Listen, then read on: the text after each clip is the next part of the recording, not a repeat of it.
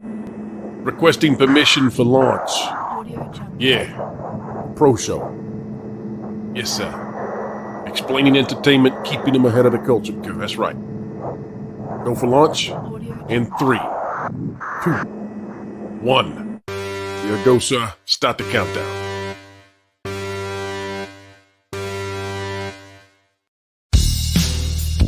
He's been cited by IGN, The Quartering, Timcast, The Daily Wire, Bounding into Comics, and even Dr. Jordan B. Peterson. Disney insider WDW Pro recently speculated on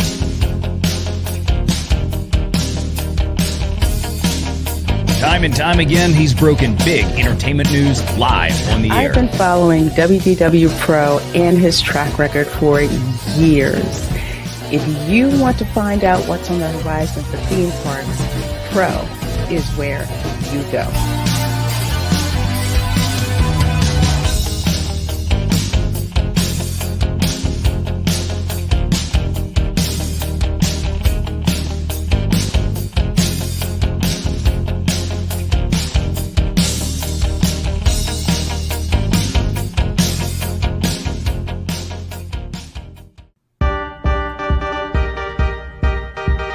He's like the honey badger. He just keeps scooping and scooping and scooping. He's like the honey badger. He just keeps scooping and scooping and scooping. All right. All right. All right.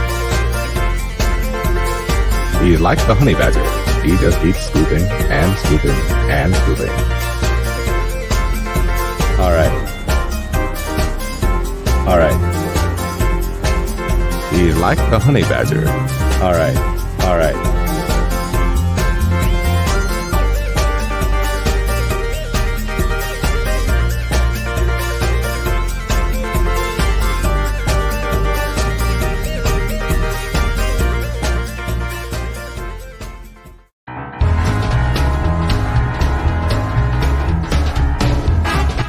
Man, that Pro guy, he got more answers than Corn Pop. I tune in every day right here from the Oval Office. Sniff hair and find out what Pro has to say every day. Quick, Cheney, we gotta put away the Legos and get in the big boy chair. It's time to listen into the Pro Show, my favorite show every single day.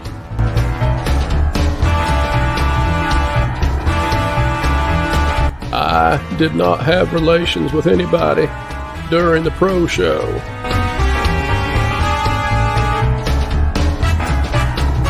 It's Pro. He's gonna be huge. Please stand clear of the doors. Por favor, manténganse alejados de las puertas.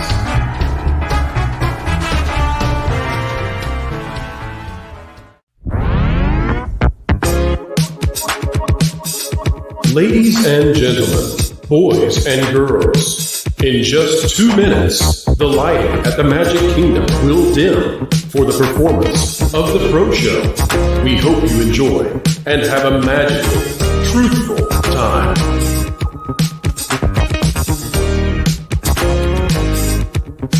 For the safety of others, please, no flash photography.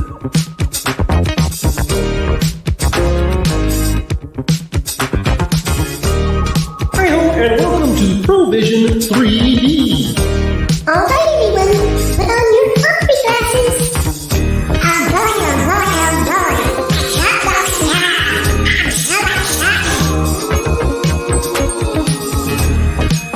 Keep learning, keep growing, and keep having fun.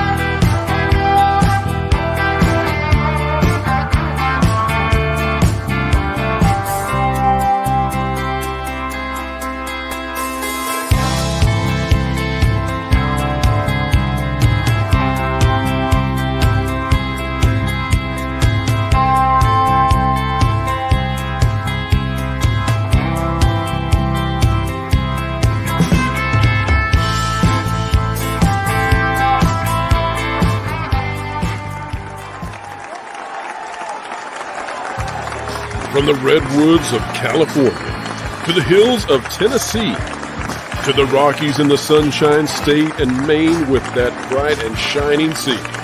From coast to coast in North America, it's time for your host with the most, bringing you all the entertainment news that should be fun. Ladies and gentlemen, it's the WDW Pro Show!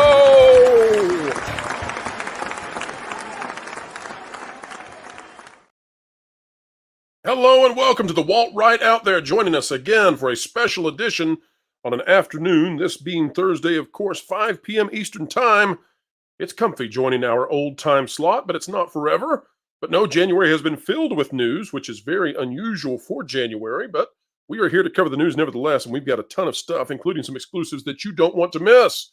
Not only that, folks, but we're going to be debating the Hazbin Hotel during the show today. You all requested it. There was such a tremendous amount of feedback regarding that show that we thought we would show you just how much we listen to our fans. And so we will be having two individuals coming to debate both sides of the Hazbin Hotel. We've got Ray movie exclusives. We've got Taylor Swift. We've got Disneyland Forward and so much more. You don't want to miss it. And to Jonas J. Campbell out there, wherever he is unable to be here right now, but I am sure he is listening. We say to you, sir, we miss you. We are looking forward to having you back.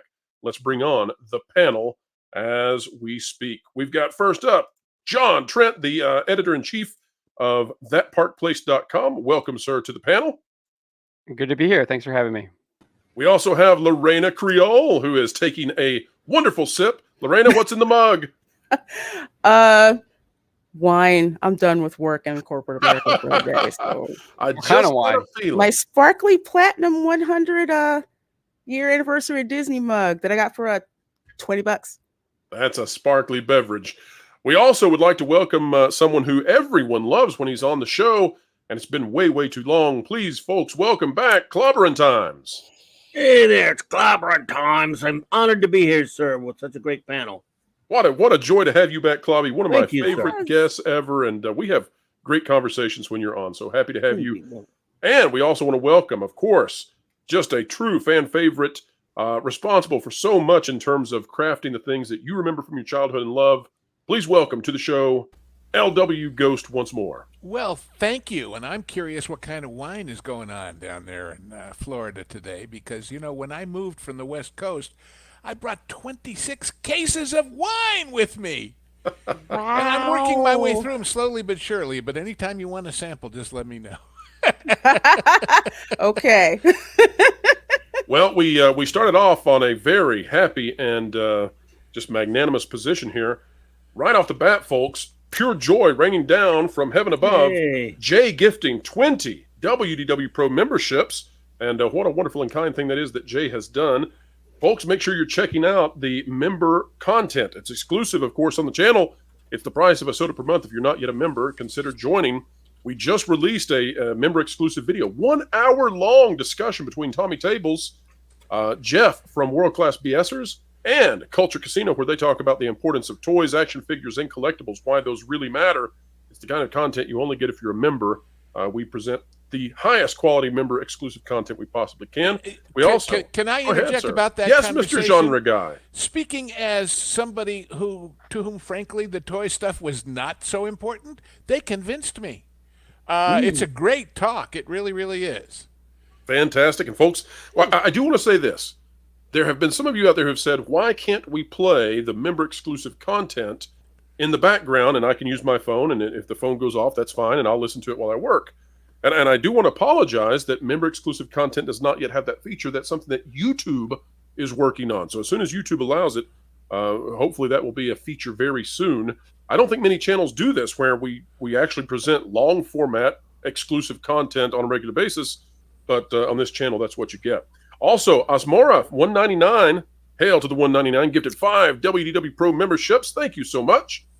And Kenneth LaRoque, now a member for 5 months. And what a fantastic thing to celebrate. You know what, folks? I think we should get straight to celebrating.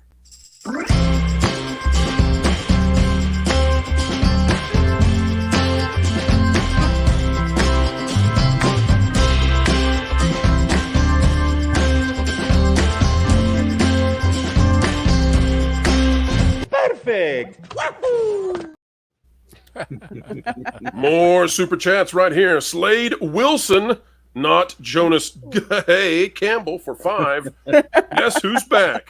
Back again. Hi, chat and panel. Start the shite show. Hi, Jonas. Couldn't find your avatar, so I had to make do. It's boomer time, says Slade Wilson.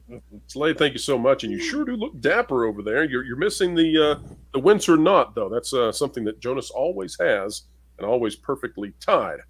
Also, we have Jeremiah Hembry for 7 months. Bro, the person that burned a Japanese animation studio a couple of years ago got the death penalty today in Japan. Yeah, they take those things seriously. And wow, for anybody who's been to Japan, crime rate is really, really low. I can't figure out why. Why could it be? Jeremiah, thank you for that super chat. And folks, we've got a big show, as we said, ready to go right now. And we'll be back with more super chats on the backside of all this. So hang tight and we'll get there. Our first piece of news up on the docket today is going to be Disneyland Forward. And for those of you out there who love Disney parks, this is going to be incredibly interesting, I think, to all of you as we get into whether or not Disney is actually putting forth real investment money into the domestic parks. All right, we're going to start today with an article out of KTLA 5. Disneyland commits $1.9 billion to proposed theme park expansion plan. Now, the reason that we're bringing this up, we did a video earlier today on this. The reason we're bringing it up is because there seems to be a shared component when it comes to the Disney parks in terms of a lack of care domestically. And what we're talking about is, take a look at this article, and we'll give credit where credit's due. This is by Iman Palm. It says, Disney is committed to spending at least $1.9 billion over the next decade as part of the long-term Disneyland Forward proposal. This is, by the way, the plan where they're going to extend the boundaries of Disneyland, build a new parking garage, that's separate from this amount, and add new hotels and retail and dining space and all of that, and maybe a few attractions. Now, the problem is that, as you can see down here in the second paragraph, where it says new details about the development agreement between Disney and Anaheim were released on the 23rd, 2 days ago, is that we've got a range here. And the range is $1.9 billion to $2.5 billion. And so that looks really, really good. And people get really excited about that. And they say, oh boy, oh boy, oh boy. The problem is that 1.9 to 2.5 is over a decade. Now, to put that into, yes, we've heard about this goes back to that same idea of being turbocharged, Lorena. Yes. Mm-hmm. We know that just the Cosmic Rewind coaster alone cost nearly $1 billion. When you take a look at the cost of these attractions, then you hear $2.5 billion over a decade at best. It says to me that this is probably hotel, dining, and retail space almost exclusively, with maybe a few rides thrown in, but not much.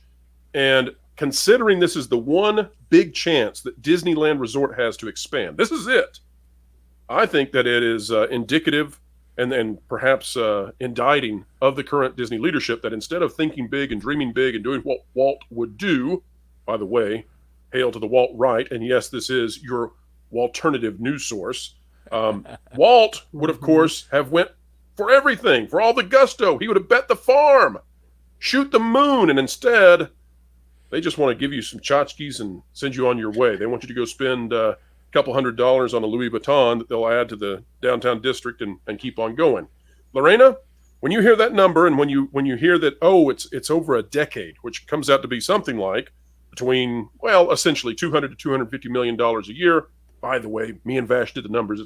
That's not very impressive in comparison to normal CapEx investments. Lorena, what do you make of this idea that Disney continues to put out headlines that don't have much substance behind them? It's all, smoke and mirrors, the tap dance, like in the musical Chicago, you didn't see anything, trying to make it seem as if Disney is doing these great things. And it's really nothing. It's like vaporware. And going back to like how Walt Disney was, he had big ideas so big because Roy Disney was the money man. He'd have Roy sweating, and Roy's like, how are you going to pay for it? I don't know. That's your idea. You have to help, figure out how to pay for it. But Disney used to come up with just these bangers of attractions that were just like, I can't believe they did that. And the investment was there and it paid off and it wowed you. With this, Disney's like, yeah, we'll spend this over, 10 years, but trust us, we are going to wow you. Really, really, we're going to do this. But how long has Disney been saying this? Well, they tend to do it over and over again. As a lover of language, I look at that article and I see 3 words jump out at me: proposal, commitment. I see a workshop of the city, not a meeting where they could actually pass something. And I say to myself, Disney is famous for this bait and switch stuff. They say, "Oh, we're going to give you all this great stuff and give us the permission." And once they get the permission, well, we changed our mind, but you already gave us permission. And I don't think the city of Anaheim is that stupid anymore. They've already gone through all this stuff. By the way, you mentioned separate from all this big parking structure. They're not going to do that with phony government bonds, are they, like they did in Florida? I don't think so. I think they've had plenty of fun with bonds. I'm not sure they're going to want any more of bonds. And the other thing that jumped out at me about this, and I had just watched your video with Vash before we started, look at the cost of doing anything in California compared to Florida. As much as they could spend in Florida, spending it in California, it's got to be, what, double? Because of regulatory issues. Try quadruple. Just think about if you were going to build all this stuff in this pretty concept art tomorrow. How do you get all the workers and the steam shovels and the tow trucks and the cement mixers in and out of there without totally making it crazy? And let's also remember this: the last time Disney wanted to do more, which was DCA, the city said, "Well, wait a minute. You're going to add so much traffic and you're going to add so much congestion. Our citizens are not." They said, "Oh, we'll solve that." And they went to Caltrans and they put in their own off-ramp directly into their parking lot, thus bypassing all the local businesses that used to get some of those people stopping in for a 7-Eleven or something on their way to the park.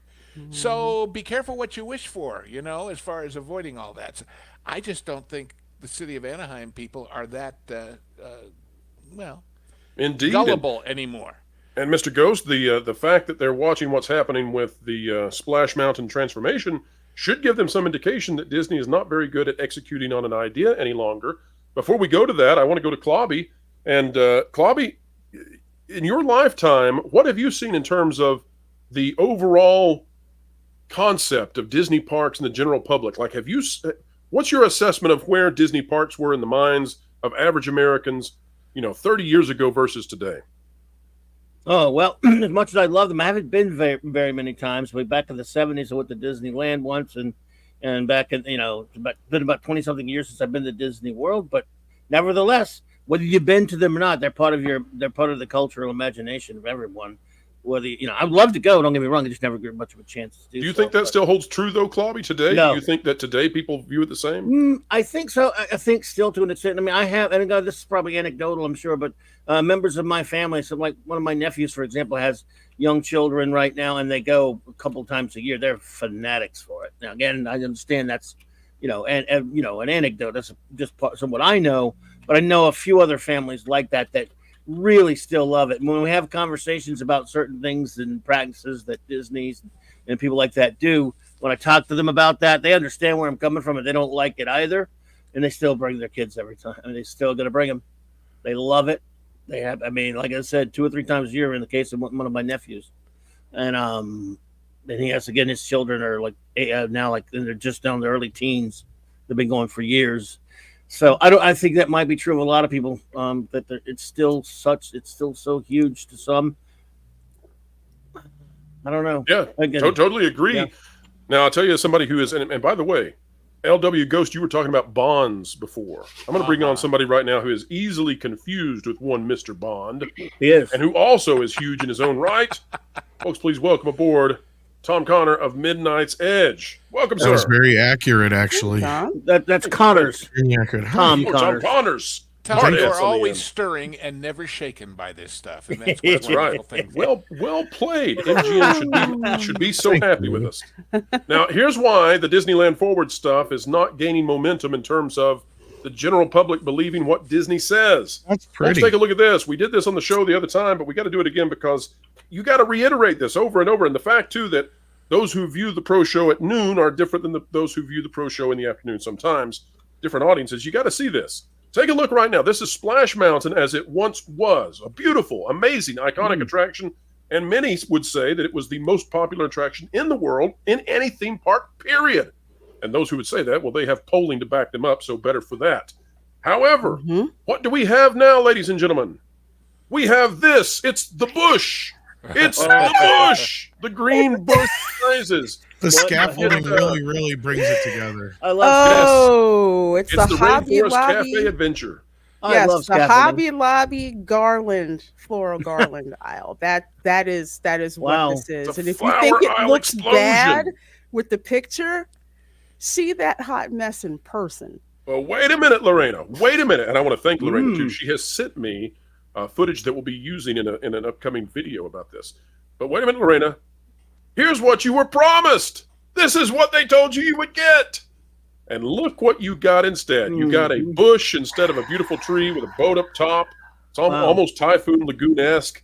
And this is why nobody believes them anymore. This is why when they put their Disneyland Forward blue sky concepts up, nobody believes them because they promised this. This is how they convince people to say, okay, well, we'll let go of Splash Mountain if you're going to make it look this beautiful. And we got this. Wow. Good Lord. It's awful. Crash Mountain. And I was on with the gracious Lorena yesterday and brought up an interesting fact I found. You know, this whole salt mine thing, this hump of whatever. Guess what most of the salt that is mined in Louisiana goes to? It doesn't go to Tabasco sauce or Tiana's Foods. It's road salt that's shipped up north for the wintertime. I did not know that. Yeah, I did not know either, that. But is that something? Well, that's funny. Somebody, it may have been you, Lou, posted a funny meme about Louisiana when Louisiana. Oh, had yeah, the frost. that one for Valiant Renegade. Where What were they salting the roads with in Louisiana? With Tony Cacher's Cajun seasoning. Yeah, Tony we love Chessery sauce down here. I'm also from Louisiana, and that's. Oh, there you go. You like Tony Statuaries? Oh man, it's too salty. I like Slap Your Mama. Oh, that is probably better. I think you're probably right, but I have some Chesseries right now. I'm too lazy to go get some Slap Your Mama. That is probably better though. Well, don't get mad at me. I'm not a Tabasco guy. I'm a crystal sauce guy. But I want to tee up a home run for John right now. John, Disney is absolutely inundated with this idea of telling you what they're going to give you, and then they give you about a quarter of it. It's all throughout their company. It's not just the parks. Mandalorian, yeah, we'll see how that goes. Snow White, you saw that. When it comes to what we're looking at with the parks, John, why do you think strategically Disney thinks that they should do this? Because it seems to me there's a quick turnaround of disappointment. So what is the game plan here? Are you thinking from like the point of view the Disney of Bob side? Iger? Yeah. Well, why would you do this? I think that they think that they're trying to be hip with the times. They're following TikTok trends, which were previously Twitter trends before Elon bought Twitter and basically put the kibosh on that. So yeah, that's probably where you can kind of think of that if you're looking at any kind of like data points or anything like that. I feel like I'm going to be a broken record here because I say this all the time, but otherwise I think that it's an ideologically captured company and they want to push this stuff to create more people like them. That's the whole idea of the modern audience that's my new theory, is that they don't want new people. They want to change the people they already have to become those quote unquote new people. So I think that's kind of what they want to do. And what better way to do that than change the things that people already like and try and get people to buy into it. So I think and I think you've talked about this before too. They think that they're too big to fail. Doesn't matter what kind of changes they're going to do. People are still going to go to Walt Disney World. They're going to still go to Disneyland. But I think as Mr. Peltz has pointed out, they aren't too big to fail. There's competition coming, and there's already competition there in Orlando, at least with Harry Potter and Universal, and then all the things they're doing with Mario and potentially Pokemon. So as far as I think that's what they think. They think that this is going to bring in. It doesn't matter. People are still going to come. They're still going to go to the ride. It doesn't matter if you change the aesthetic or whatever. The people are still going to come. Well, you're exactly right, John. And Lorena, I want to hand this to you because you have seen with your own eyes. You've been there. You've seen it from all angles, this new monstrosity that is rising. And partly what they're going to do, I mean, we were told this from a very reliable source months ago, that Imagineering is probably hiring someone to help them with the PR disaster that's coming. And that really, you can't have a greater lack of confidence than hiring somebody for PR months ahead of your attraction opening. But Lorena, one of the things that we've seen is we're likely to have all over the internet the promulgation of, well, if you don't like the new Tiana's Bayou Adventure, then you're an ist, then you're a bad person, then you're a hater. It all comes down to skin color, and it comes down to ethnicity. So Lorena, what are your thoughts when we look at what we have with Splash Mountain, what we will have with Splash Mountain, and what we were promised back when we believed they were actually going to give a darn and give a budget to this thing, versus where they landed, which is to say, oh, well, we did our part. We said DEI and we jumped, and you're supposed to jump in with us. Can I get the old thing back? It was better looking. I'm sorry, Lorena. No, the old one, I would say when I look at the old one, and if you go back to the original, the first photo. Okay. Oh, thankfully. I love looking at this. People would stop here. Why? Because they wanted to see all the people come down that slide and get wet so they could take pictures and laugh at them. And Plus, if it you looks were like the fortunate cartoon enough, come to life. Yeah. Yeah, it does, with all the briars and everything that's there, because that is the story. Burr Rabbit tricked Burr Fox and Burr Bear into throwing him into the briar patch because he was safe. He said, because that's where I was born. How long ago was it like this? A year ago? About a year ago. Up until last year. Yeah, Japan's never going to get rid of their version. Yeah, because they're not crazy. They never are. But let me show you, Lorena, from a functionality standpoint. Take a look at this. So the old Splash Mountain, the way it's designed is that from almost any angle, anytime you can see the ride in the park, you can see the drop, and then that draws you in to go ride it. Now, you can hardly see the drop from any angle because it's covered up with fake foliage, which you, Lorena, and I didn't realize this until you pointed it out, this looks very much like they took the foliage from the Polynesian Moana splash pad and just bought it in bulk and covered this and said, good enough. It's close enough to Magnolias. Yeah, when you pointed that out, my question was, which one did they find out about first? When they were planning all this, and were they planning Moana, the Journey of Bacteria, and said, hey, this stuff, if we buy more of it, we could use on the Tiana too, or the other way around. But, some plastic plant salesman somewhere got a big commission making this deal. I'm telling you. They totally did. And to go back to your original question, Pro, there was no reason to overhaul this ride. You want to know why they did it? They didn't do it because it's like, hey, we got something bigger or better or an even better upgrade to what we have and keep the spirit of the attraction. No. When a certain thing was happening socially, Disney's like, guess what? This ride is so problematic now. Aren't we a great company? We are going to change it because it is problematic and you're an ist and a phobe if you like it the way that it was. And look at this awesome concept art. We're going to execute on this. Then we get this crap, which you've seen right there, which does not look anything like the original, doesn't have the spirit of the original. And if you think the original was nicknamed Flash Mountain because of what people would do before they went over the edge, all those bottles that they've got hanging up there, that's going to be Grab Mountain because you've got people who are going to try and grab those bottles grab those fake flowers on the way down. That's right. It is an absolute mess. Lots of mega paper cuts from those plastic leaves when the people grab them and get thrown past them. For those of you who are new to the channel, and there are so many joining and subscribing and all of that, we want to thank you. Just to explain what Lorraine is talking about when it comes to the Summer of Love back in 2020, the whole thing about Splash Mountain was they threw us what we now know as fake concept art because they didn't do it, so it was fake. Just like I said all the way back there. But what they did was they got scared because there were all these protests and there were all these boycotts, and Disney Plus was a new baby streaming channel, new streaming service, and they didn't want to have a boycott or a protest against Disney Plus because that would sink the entire stock. So what did they do? They offered Splash Mountain up as a sacrifice and said, we'll give you Tiana, we'll give you Tiana. And what they didn't say was, oh, by the way, now Tiana won't get her own ride that makes sense because a bayou isn't a mountain and a mountain isn't a bayou, but who cares? we'll give you what you want. And so that was the flesh that was offered. That was the young lady tossed into the volcano was Splash Mountain, which was the most popular ride in the world and still is. It's just over in Japan now, where they still care about the stuff that we used to care about as well. Folks, let's not forget that this is the result of supposedly 2 years of Imagineers taking sequential trips to New Orleans to learn about all of this. And, well... It was just weird that they were each time during Mardi Gras, right? Like I was going to say, those vacations must have been nice. I'm starting to see where the budget went. Little olives and umbrellas. Yeah, and not the real Tons of Mardi beads. Gras, you know.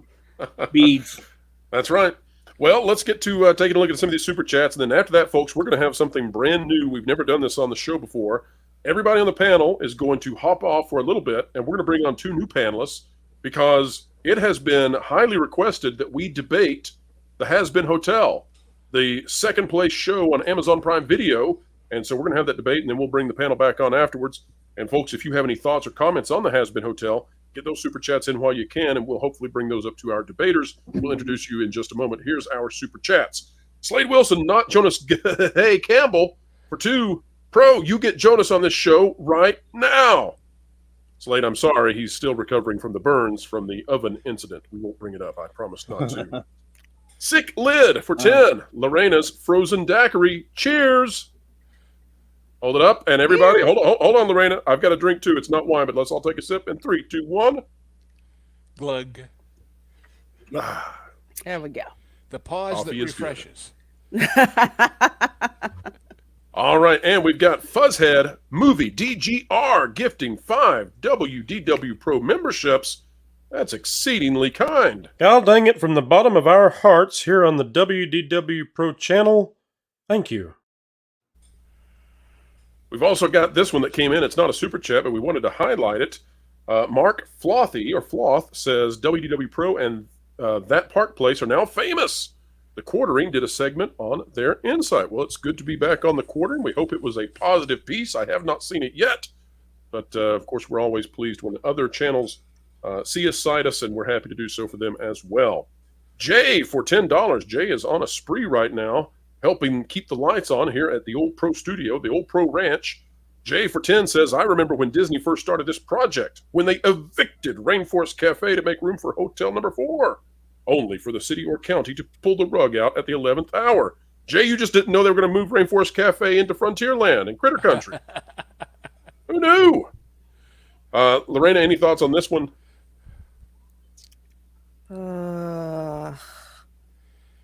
Now, I really didn't miss Rainforest Cafe, so... You don't miss Volcano. You don't miss the... No, I don't miss the Wasn't Volcano. that the hotel that opened with broken swimming pools and things that didn't work? And Rainforest Cafe is the highly themed restaurant where the gorillas are afraid of the rainstorms and all the aquariums are there. But Volcano, the brownie is good.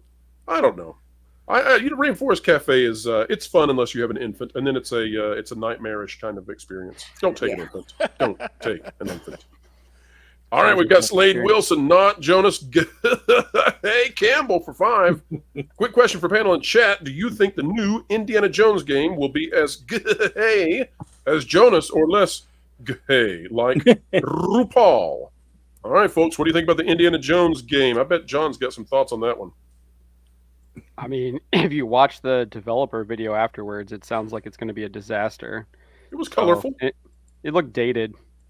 I thought the Not gameplay the game, looked dated too. the developers. Yeah. They looked colorful.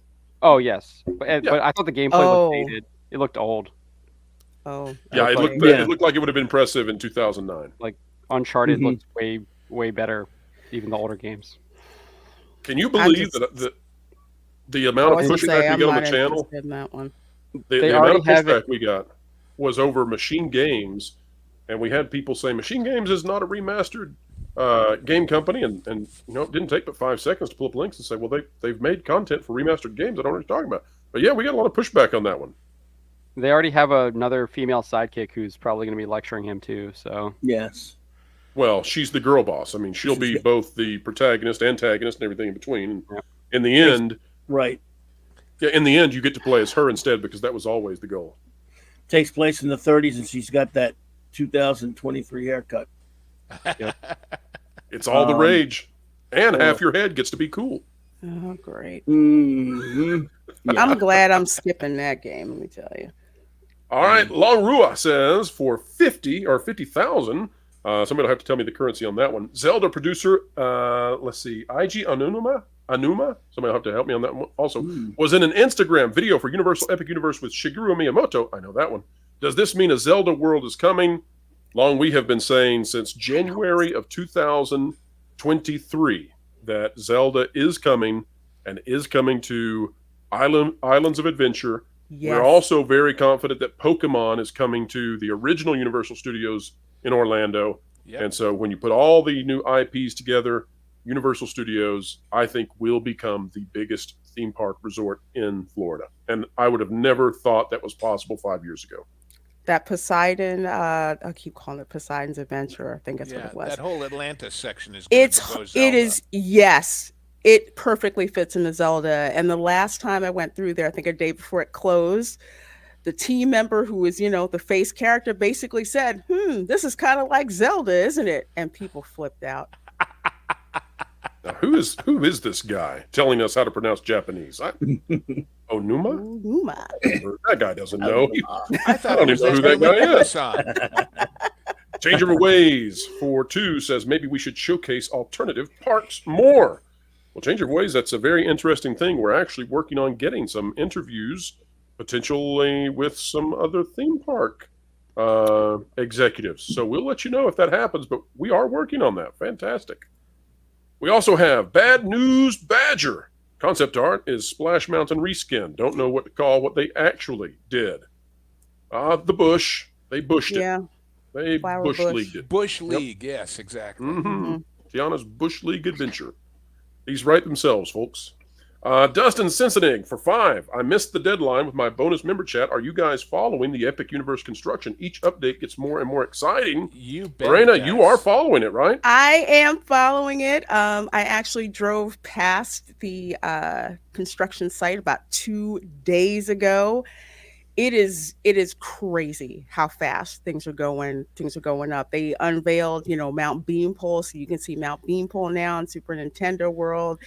You can see the dueling coasters that they have going on. You can see the Dark Universe section where they're going to have Universal Monsters. It is going at a breakneck pace, and I'm so excited. It looks so good. And you got to know it's going to soft open way ahead of when they say it's officially opening. Oh, because yeah. They are officially now, I understand, taking reservations at the 2 sparkly color hotels out front, the Luna Terra, whatever, Terra for Luna January. and Stella Nova. Yes, January and February, they're taking reservations. Yes, and I think Stella Luna is Stella Luna is opening first. Yeah, that's right. And I'll say this too. So I got a glimpse of the dragon on the wires that might be coming, and it just looks amazing for the How to Train Your Dragon potential animatronic, potential puppet. It's absolutely awesome. All right, panel, I want to get your final thoughts on this one because we are about to welcome in our debaters. So any final thoughts on what we've been covering before we take a brief break with you guys, and then we'll return with the panel after the debate. Any final thoughts? Let the games begin. Let the games begin indeed. All right, well, in that case, it's time to say goodbye to Lou, Clobby, John, Lorena. Tom, I can't say bye to you. It's a love that goes too deeply, but Tom, I'll see you soon. I promise. And instead, we go to Force of Light and CC Karaoke joining us on the task of debating the Hazbin Hotel. Folks, you all requested this. You all wanted us to take a look back at Hazbin Hotel and what's going on there, and we never want to let down our viewers, so here we go. Now, before we debate the Hazbin Hotel, there's going to be quite a few of you out there who want to know what in the world is this number 2 show on Amazon Prime. So let's talk about it. And lest anyone say, well, now this is biased against the show, this was sent to me by CC Karaoke. Mr. Karaoke, is that correct? That is correct. I would imagine the interview is meant to favor Vivienne, to be fair. To be fair. Now, this is out of THR by Abby White. Not White, White. Hazbin Hotel creator on representing a certain particular type of worker redemption and going from YouTube to A24. Vivian Medrano also talks to THR about creating connective tissue between her original pilot and 8-episode series and how the R-rated musical comedy is proving there's a lot that LGBT stories and adult animation can do. Here's a brief overview. The R-rated musical comedy originated online as a 30-minute pilot in 2019 and quickly won over a fan base that has largely stuck by it since its self-funded days. The series follows Princess of Hell, Charlie Morningstar, who, in an attempt to stop the angels from murderously purging her demonic subjects, opens a hotel to help rehabilitate them. The goal? Turn these sinners into saints unable to be wiped out by the angels. And so goes on to talk about it. Now, this really broke out into a bit of a kerfuffle with the folks who watch this channel because we did a video where we talked about the marketing side of this and said that for Amazon, there's a bit of a risk in doing this show. You could have another cutie situation. You could have a situation where people say, well, I left Disney Plus because it's woke. What am I doing here on Amazon Prime Video if this is what we're watching? There were some out there who took umbrage with that. And I said, well, you know what? In all fairness of getting to the truth, we'll just have a debate about it. And so I want to start off with CC. Mr. Karaoke, tell me where I might be wrong in assessing that Hazbin Hotel is perhaps too risky for Amazon Prime Video and they should rethink it. It's a very difficult question to answer. And I turned this over my head a bunch of times, and I think that really the individual will have to decide for themselves whether they're comfortable with the content of the show. But I will say I'd never even heard of the show until the video you did a few days or a week ago or whatever it is now. And so I decided to check it out. I watched the available episodes. I watched the 2019 pilot. And then I also watched the spin-off series, Hell of a Boss. This is someone who began on YouTube back in 2012 and built up a YouTube audience. I should point out that she has a massive YouTube audience. I mean, she has an 8.96 million subscribers at the time of this recording and going up. So the show itself is incredibly popular. And when I started to look into how popular it is, I was kind of floored, staggered by that. Now, just because something's popular doesn't mean that it's good, just, moral, what have you. But I would put forth that, I mean, we're talking about an animated, and I love animated shows, right? But live action does tend to garner a larger audience many times out of 10. At least that's my impression. And this animated show has absolutely staggering popularity. That kind of reminds me a little bit of My Little Pony, where it has a really dedicated fan base that's very, very strong about the lore of the universe that the creator created. And I want to point that out because I think with regards to whether or not this will be bad for Amazon, I do think that there's a similar rule set that we're going to find here wherein, you know, if Amazon mistreats the existing fans of the show the way that Disney mistreated Marvel and Star Wars, that will be bad for Amazon because the fans of the show are very, very strongly gatekeeping how they feel the rules of the universe set forth by the show should be, right? But just for a little bit of numerical context without getting into the actual show itself, I looked at some of these numbers. The pilot from 2019 has 95 million views on YouTube with a 98.3% like ratio. One of the music videos from that pilot has 161 million views with 97.4% like ratio. The pilot, Hell of a Boss, the spin-off show, has 62 million views. It goes on. I mean, these are huge, huge numbers. These are top of the pops kind of numbers.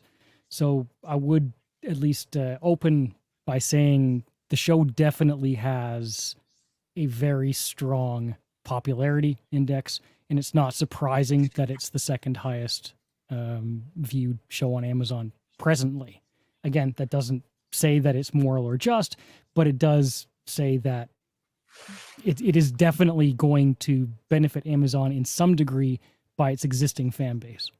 Well said. Now, we've got some out in the audience who are asking, hey, when are we going to get to the Elon Musk and the race stuff? Folks, that's coming in the second hour. Hang tight, we're to get there. But I want to go to Michelle now. Michelle, the counter argument that I've heard thus far is that the Hazbin Hotel co-ops Judeo-Christian beliefs and sort of inverts them for its own purposes. Michelle, walk us through why you might disagree or differ with the idea that Amazon Prime is well positioned by having the show on its service. Well, I mean, I think there's two separate things here.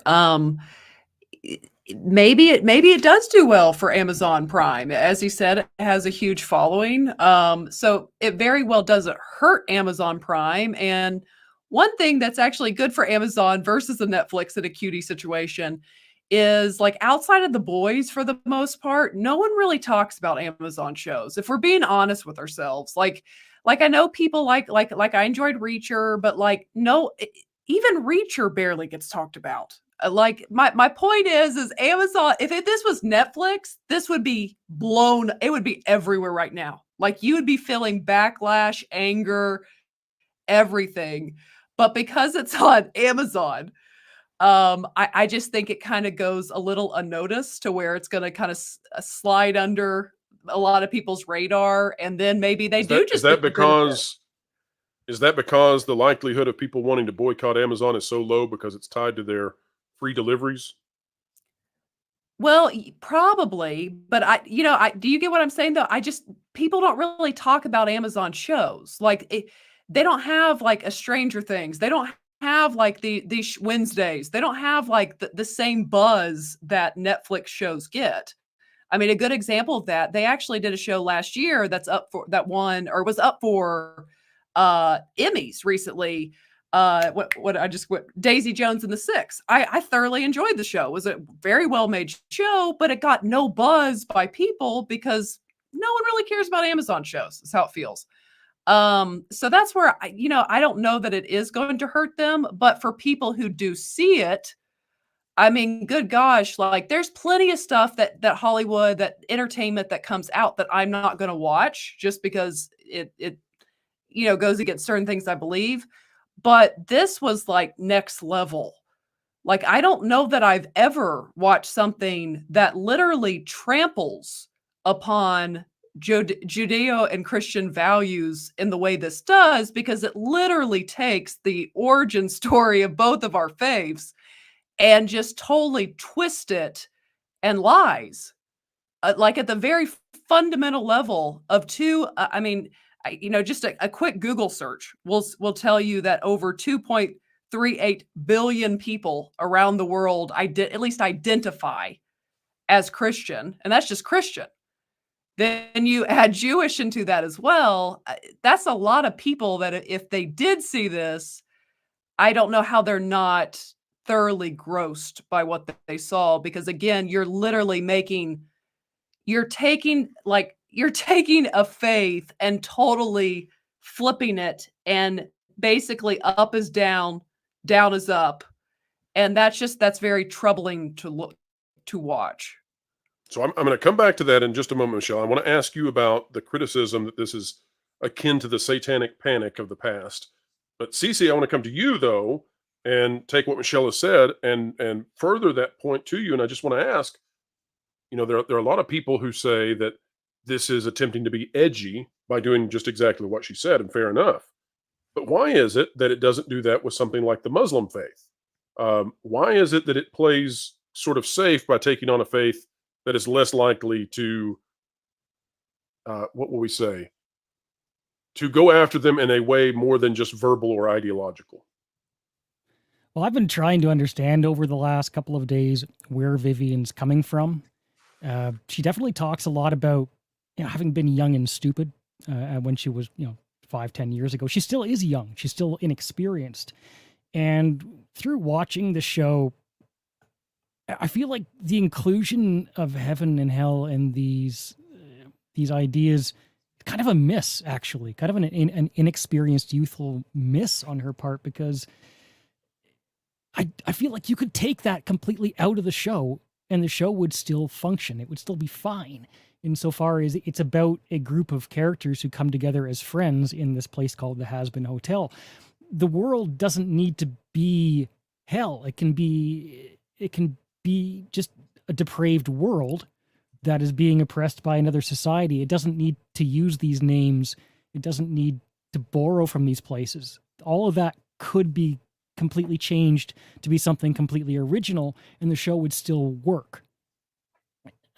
But I think in saying that, I'm also saying that I got the impression that the show doesn't, and this is just my personal opinion, and that may differ with other people, of course, but I didn't feel like I was being inundated by,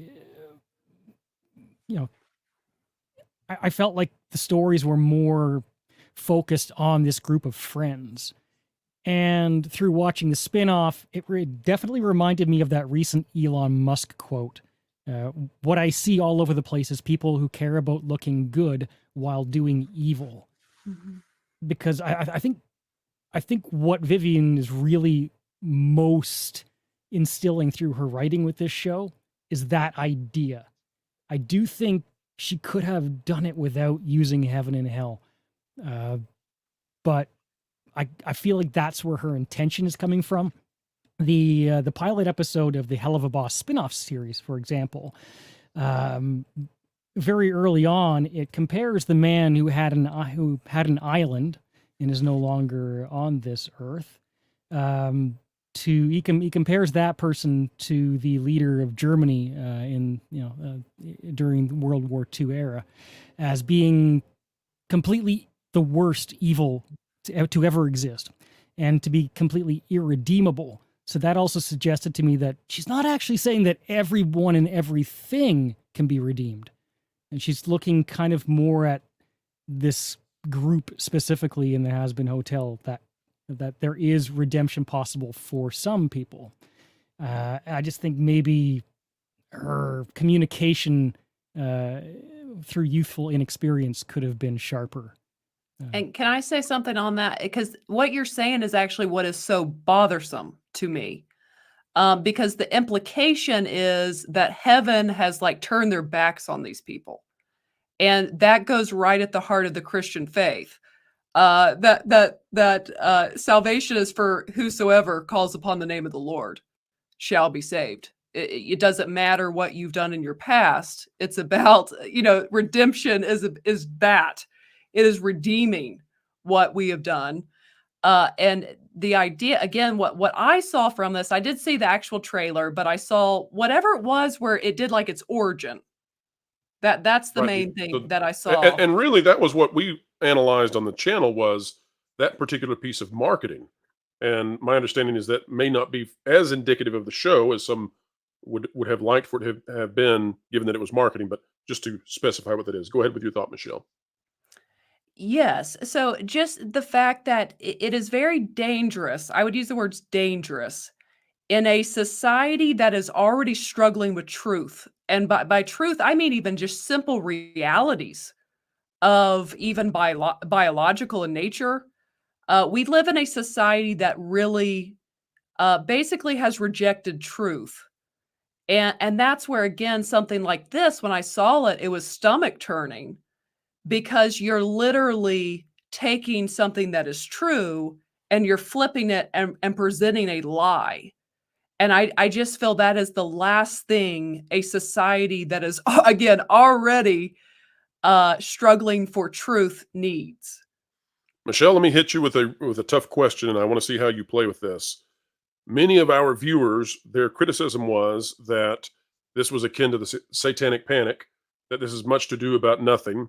That why don't we get our knickers in a twist when it comes to Lucifer or Diablo, the video game series? Why is it only this show that suddenly we're so frustrated with? So where is the line, Michelle, and how do we differentiate this from the satanic panic, where we had the 90s people wanting to censor so much from the right? Of course, that's now been inverted. Now it's on the left they want to censor. But what's the difference here versus then? Well, I mean, yeah, in the 90s, you did have I lived through, we'll say I even lived through the Harry Potter thing, different stuff like that. That at the end of the day, when it comes to, as a minister, my take is I mean, unless something just blatantly, obviously bad. Like for the most part, you've got to let people kind of that's with them to decide what they're going to watch. As far as stuff like that. But again, that is very different. The stuff that they were fussing about in the 90s is very different even than this.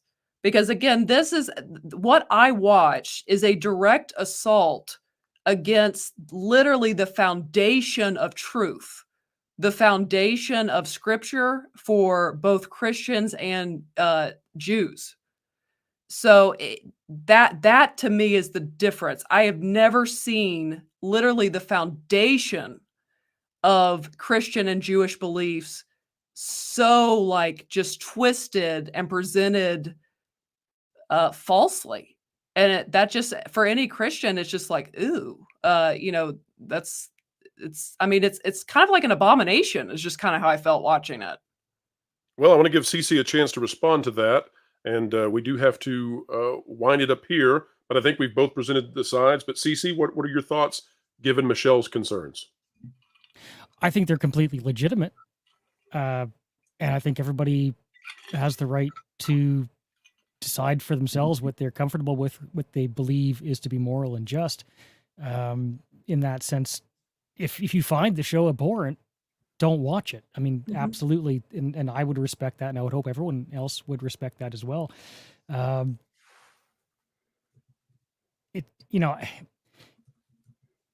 think the conversation began with whether or not this would be successful for Amazon, and right. We'll if it's risky on the marketing side of it, in terms of like, could this strike a chord that causes some customers to turn away from Amazon Prime Video? It will. It absolutely will. It's just time will tell whether it's enough to act, that they'll feel it. Because as I mentioned, it's also a wildly popular show. There's many people who will watch it, and it will be successful so long as those existing fans are not turned upon. So only time will tell in that regard. But if you disagree with something, you do, closing your wallet is a very effective way to make your voice heard. And by all means, you should do that if that's how you feel. I'm not here to demand one way or the other on that regard. Whether, my personal feelings watching the show, I can see Vivian, she says she's very much inspired by Invader Zim, and I see that very much. It's got a little bit of My Little Pony in it, and a little bit of Dexter's Laboratory. If you're not into that, the Powerpuff Girls in the first place, then it's kind of besides the point, because you're not going to be interested in it. If you are, if you find it to be abhorrent, then absolutely it's another reason not to watch it.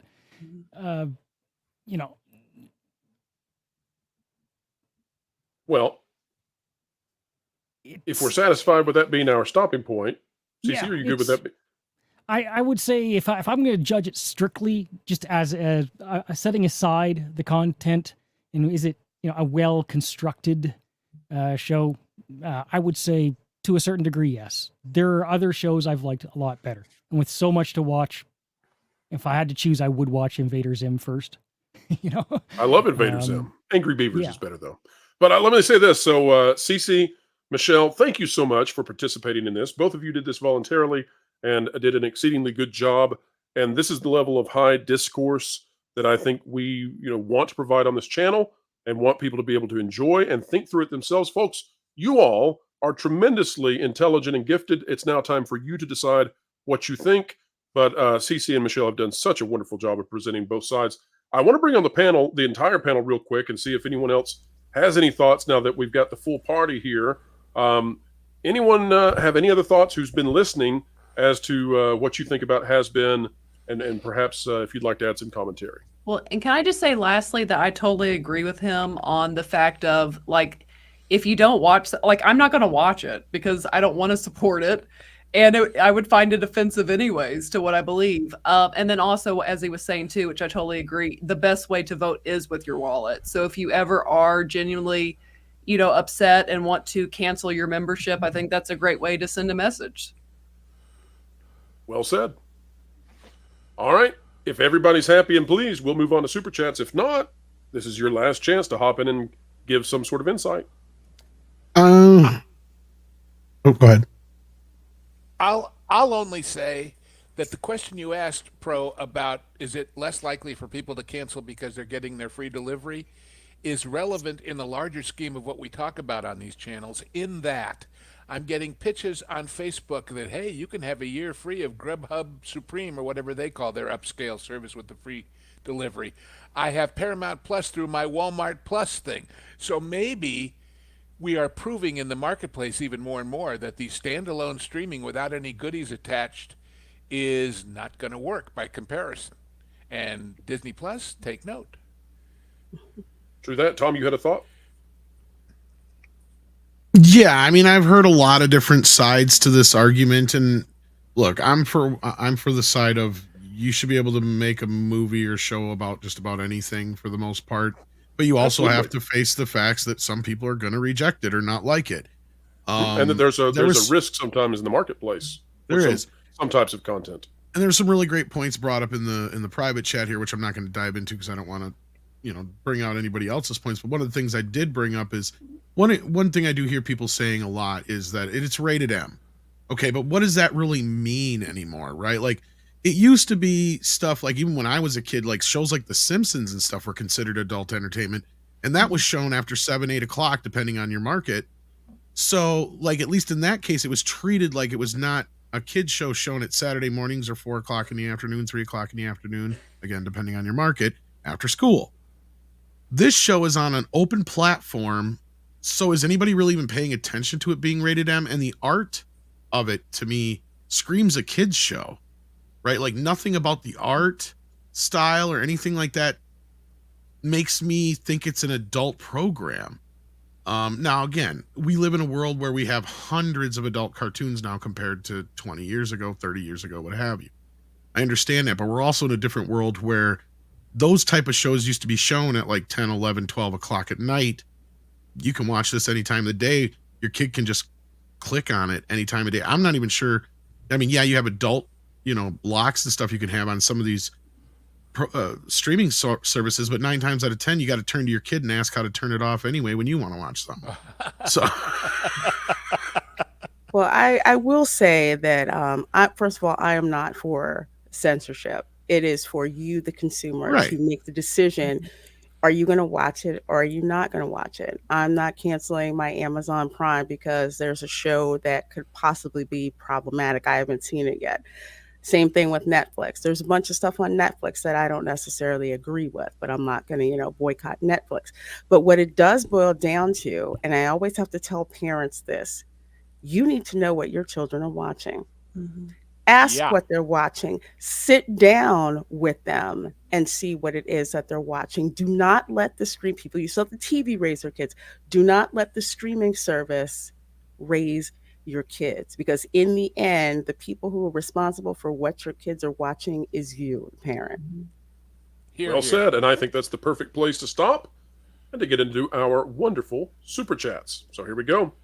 All right, coming up first with our new round of Super Chats before we go into the situation with Elon Musk and Nelson Peltz, we've got Jeremy Winfield, and so happy to see you, sir. Member for 7 months. Hey, Pro, who scores the beginning of your vids? Well, those come from a variety of different artists, and we have been said to have some of the best intro music on the tube, and so it's something we take pride in. We actually even try to find music which is apropos to the theme, and so if you watched the Splash Mountain video we did earlier today, you indeed heard some fantastic bluegrass. So thank you for noticing that. All right, Neil89 says, wait, I'm confused. Have I missed the Ray movie and Elon topics, or did the itinerary change and the title is out of date? Sorry if it's a dumb question. Well, Neil, thank you for the $5, but you are definitely not dumb, and it's definitely not out of date. You are here for the spicy content that's coming in the second hour as we touch on both of those topics, and we'll give you deep analysis you will find nowhere else. Next up we have, from Stephanie for 10, Hazbin Show is a knockoff of Lucifer Netflix TV show. Literally. In Lucifer is called Lucifer Morningstar, and he eventually turns hell into a place of rehabilitation. So, and this is something that's come up quite often. People retorting that that if we're going to complain about Hazbin, then why were you complaining about Lucifer? And I say, well, I wasn't on YouTube to analyze either one of these in terms of the market, except until now. This is still a baby channel, only 1 year old.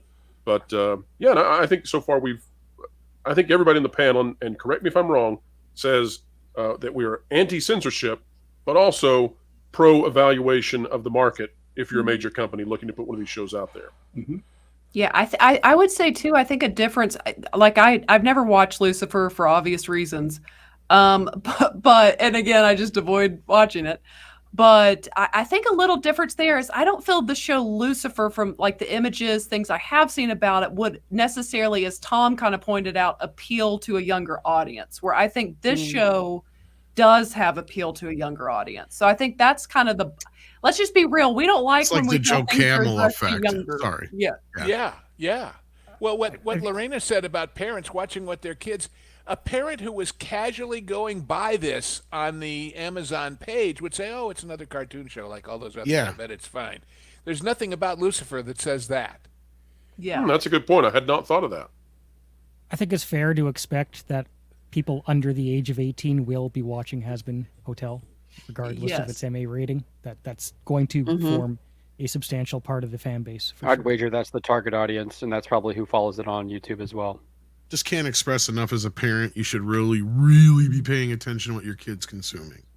That's right, and it seems like the extremity of where that goes gets more and more, so you're going to have to be more and more diligent. I know it's a tough job, yeah, exactly. But somebody's got to do it. But and it's you a reproduce, job, so get at it. It's a job that circumstances are making parents step up and take. And the example here is during COVID, when parents suddenly saw by Zoom what was going into their kids in the classroom where they never saw it before, suddenly they got interested. They went to school board meetings. They complained about the curriculum. They never knew before that. Now they were older and wiser, so to speak. So this is a phenomenon that I think eventually a lot of people would have caught on.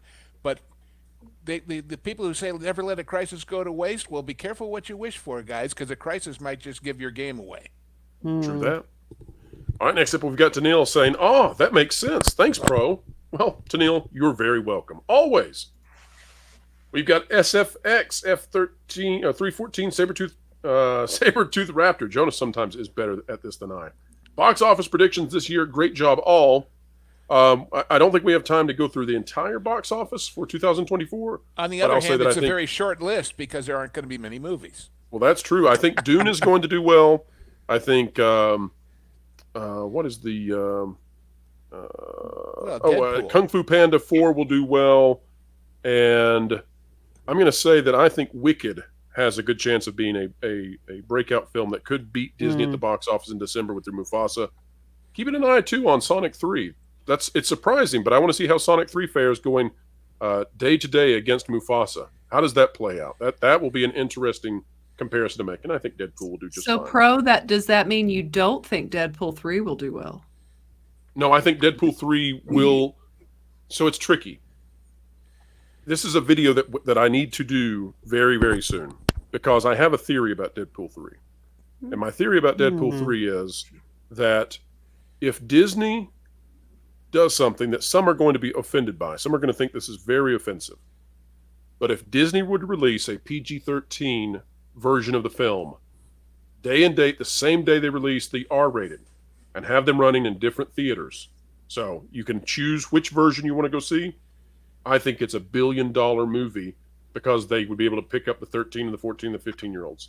The R-rated aspect of it reduces its overall box office potential. If Marvel was exceedingly healthy right now, it wouldn't matter. But Marvel's not in a good place, and they need a win right now. And so I would say it might be the time to put out both versions simultaneous. I don't know if they can do that or not. I think it'll be tough.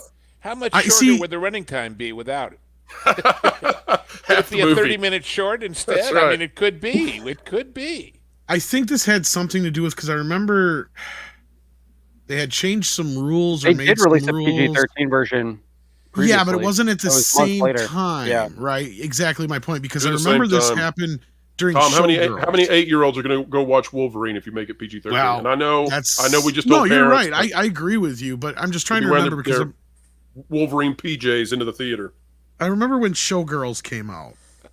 There was some deal that was going around because there was a bunch of theaters that wouldn't show an NC-17 movie. MGM wanted to put out an R-rated version and an NC-17 version, but they said no because of some confusion in the market or something like it was like. So ever since then, I think that they have not been able to have two different versions of the same movie in theaters at the same time, which is why I think they had to end Godzilla -1 color and move over to -1 minus color. Like if you notice, you can't go see it in color anywhere now. Right. So I think this was a rule that was made in that time period because you had things like Clue and a few other movies that did have different endings on the movie. And I think that some people complained about those things because then they wouldn't know that there was different endings and all that kind of stuff or different versions, or they didn't want to have somebody accidentally take their kid to the R-rated version when they meant to go see a PG-13 version. So I think there was some rule made that they could not have two different versions at the same time in theaters, but I could be wrong. If somebody has some actual, something that they can send me in a DM or something that can actually point me to the rules that the MPA has. But yeah. And there could be so many confused people because consider the people at the box office explaining this to the parents. Exactly, yeah. How good are they? Well, see, Theater 12 is showing this one, and Theater 7 is showing this one, but this one starts sooner. But it would require some serious signage. There's no doubt about that. God. Exactly. But again, it's a mess. But again, Disney should be desperate. They need to. If they don't turn the narrative around with this one for Marvel, they're in real trouble. I mean, they're in real trouble because the slate for 25 is not better. Sabretooth Raptor, I think you got your money's worth on that one. John, final thought on that? Yeah, I was just going to say, I think for Deadpool 3, I think it really depends on that opening weekend and word of mouth. I think that's really what's going to determine whether this film is a success or not. I think Deadpool 2 was a step down. I think a lot of people were disappointed in that film, especially after the first one. And so I think that even looking at it from a trilogy perspective, it has a long road to hoe there and to win back good graces. So I do think that it really is going to come down to that word of mouth in that first weekend and people you trust giving it good reviews. If not, I mean, I just see it kind of dying on the vine like we saw like Ant-Man and the Wasp: Quantumania last year. And Deadpool 3 is going to be playing on hard mode because if it's going to win, it's going to have to win in September, not the most convenient of months for driving the box office.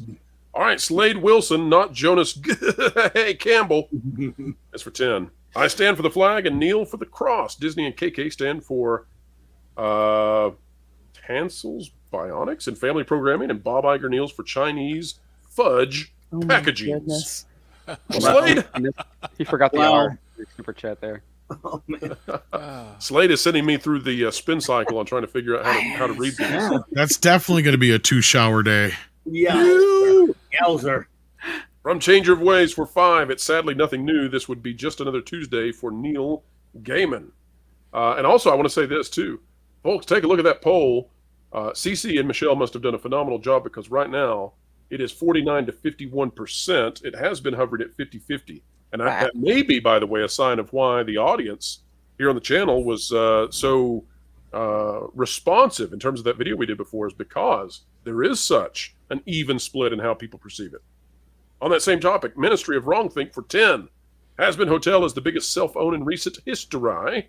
They made the show's setting literally in hell, but we're too dumb to realize that they implied when making all the characters of the alphabet. CC, you took the position. What's your thought on this one? Have they self-owned? You know what? I didn't feel like I was being preached to. I did see the world of the show sort of. It really seemed to reflect the world we live in today. Right, but and so I never. let me ask Cece, do you think that the hell setting is more or less that it was used to garner the initial attention, so that it was just salacious enough that it would pull itself away from the pack, and then they're just using this now to do standard fare? You know, she built up an audience on YouTube from the ground up, so I'm not. It still just strikes me more as a youthful error. You know, that's something she might look back 10, 15 years from now when she's more mature and more experienced and realized that it wasn't necessary. But I don't know if that was strictly for the clicks. If we look back in that article, there's a part there that which we didn't read, but she goes into how the members of this community, were not allowed to have flaws. They had to be perfect. They had to be the Ray, the Mary Sue. And I really liked that response on her part, because it struck me that she actually wants these characters to be like everybody else, not to be defined by their identity. So that, and I do think that worked its way into how the show's characters are presented. So I didn't feel preached to. No, it was never like, oh, this person is gay, this person is trans. They're just the characters in the hotel, My question, as somebody who hasn't seen the show, is not a Christian theologian and is one of those Old Testament guys. How come when we talk about sin, it's always sexual? There's all kinds of other sins in those 10 Commandments, lying and killing and bearing false witness, stealing, and all that stuff. But I'm hoping that coffee drinking isn't part of that. I'm in real trouble if coffee drinking is on the list. Oh, well, thou shalt have no other caffeine but Monster or whatever. The show definitely plays into the sexual side.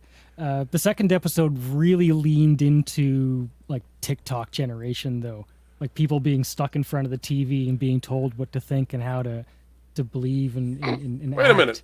Was this hell or China? Yeah, we're gonna get ourselves in trouble with that one. All right, CC, let's move on though. I do have a comment on difference. You're wrong. It's Wisconsin. John, your thought?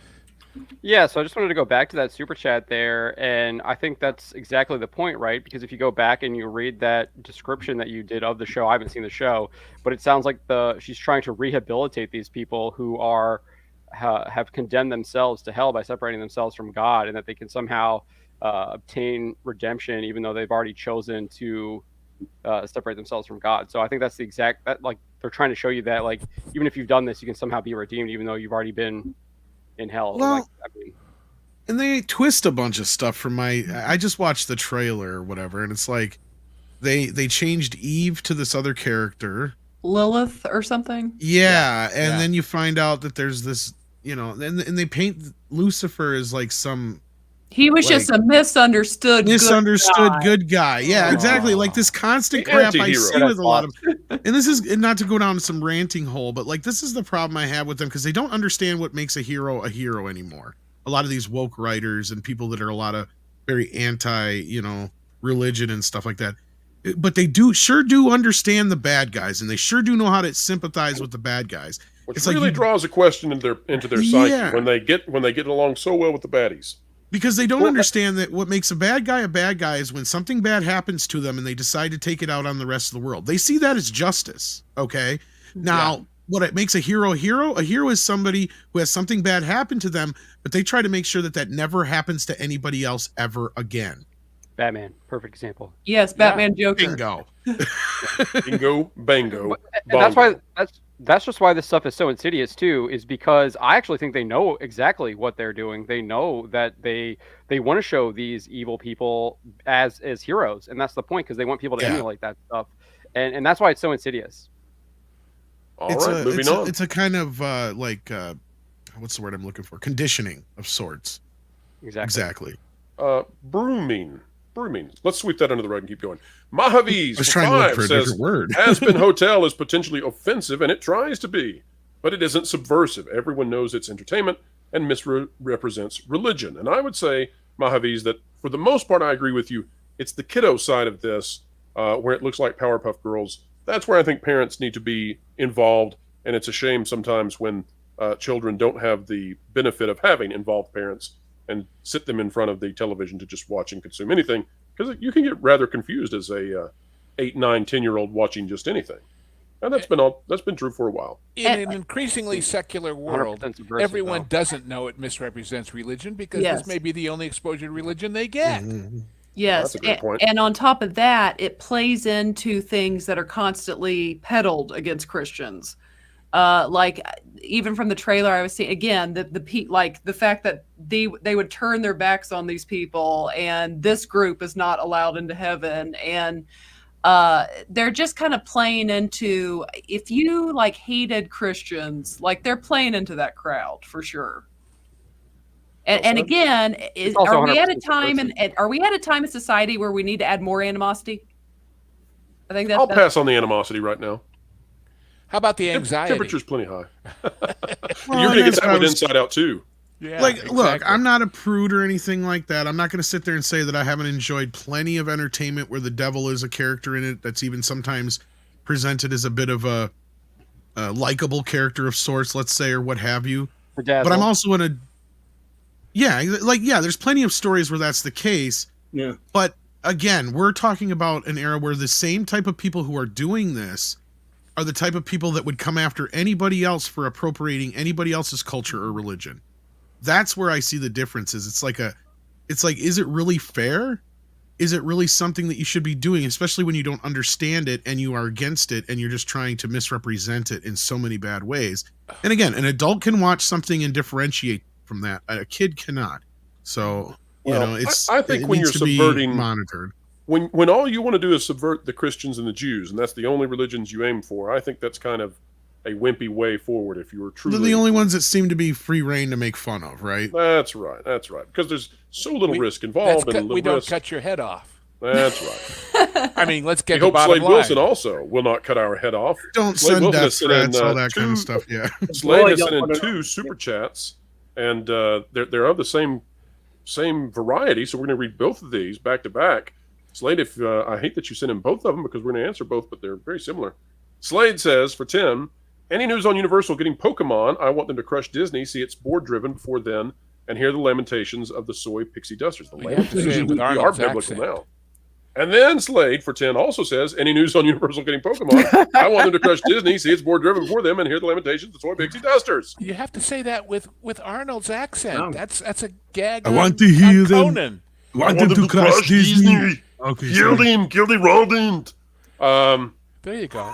The lamentations of the soy pixie dusters. The soy pixie dusters. Cram says to hell with you. Get in your chopper, Mickey. So, yes, Universal. To Epic Universe. Universal is definitely getting Pokemon. It's still technically rumor and speculation, but I mean, it's happening. It's coming. They already got a pretty have good Pokemon relationship in with Japan. Nintendo, right? Nintendo has a big piece of Pokemon, if I'm not mistaken. Or do yes, they not own it outright? and technically it's another company, but they, I was going to say, they've got they the own a rights. piece They're of it or bringing it. whatever. And the cool thing about this is that it's not just going to be Pokemon coming to Universal, the oldest theme park in Florida that Universal has, so Universal proper. But it looks like they're going to take the entire Simpsons area, perhaps plus the Men in Black 2 or the Men in Black ride, plus a storage parking area that's out there. And you're talking about a massive amount of land. I know what you're talking about. We're not going to do it right now, but a huge amount of land that could be developed into Pokemon. And Disney's going to fight that back with Tiana's Bayou Adventure? Really? Really? No. So it's coming, Slade. Thank you for the $20 super chat. And I hate that you were worried that might not have come through. We'll have to give you a freebie sometime when Jonas is here and unwitting of what is happening. Also, change of ways for $2. Coffee a sin? Guess Pro ain't Mormon. Well, change of ways. If you want to hear, I guess, my deep theological takes, I and Robert Meyer Burnett, if you can believe it, had a deeply theological discussion in terms of artificial intelligence, consciousness, and all of that. Go see if you can get some indicators into which way I lean, and we'll leave it there for now. But if whatever religion says you can't have coffee, boy, I am in real trouble. All right. Michelle, I think you are heading out. Hate to lose you for the second hour, but I'm sure glad that you were here for the debate. Thank you so much for being here. Tell the folks out there where they can find you on this great, big, beautiful web. Yes, well, thanks for having me, and I enjoyed I thought we had a good discussion. I enjoyed it. But you can find me and my sister at Force of Light Entertainment on YouTube, also on X and Instagram. So follow us there. Awesome. Fantastic. Well, Michelle, thank you for being here again. And folks, make sure you go subscribe to Force of Light. You're not going to regret it. Well, thank you, and see you guys soon. Bye. Bye, Michelle. All right, our next topic up on the docket is going to be this issue of Nelson Peltz and Elon Musk Many have been wondering, will they combine forces? We now know that Elon Musk at least knows about Restore the Magic. We briefly touched on this on the last Pro Show, but now we're going to go far more in depth. This is by Braden of Mickey Views. It says, official, Elon Musk knows, billionaire, now amplifying Peltz's Restore the Magic campaign. We're going to show you some stuff here that I think is very fascinating. But here's the article. On the topic of the reignited proxy war between Iger-run Disney and dissident investor Nelson Peltz, there has been a third party floating around the conversation. The third party is the world's richest man, billionaire Elon Musk. Musk was once a staunch Disney fanatic. A cursory look back at Elon Musk's X timeline unearths fond memories of Walt Disney World. Last decade, Musk frequented Space Mountain at Magic Kingdom Park prior to SpaceX's launches at Cape Canaveral. However, this is no longer the case. And you can see that, yes, in 2013, take a look, folks, 2013, Musk said at Disney World with kids for traditional pre-launch visit. What does that mean? Every time they did a launch, he took the kids to Disney World. A family man, that Musk. On November 30th, 2023, Elon Musk took to the stage at the New York Times Dealbook Summit. There, he singled out Summit attendee Bob Iger for pulling Disney's advertising from his platform. Now, wait a minute. November 24th, 2013, November 30th, 2023, that's just about dead set 10 years, a decade between, and things have happened. Now, you all know what happened in terms of what Peltz said regarding Bob Iger, but just in case you missed it. If somebody's going to try to blackmail me with advertising, blackmail me with money, go f yourself. But go f yourself.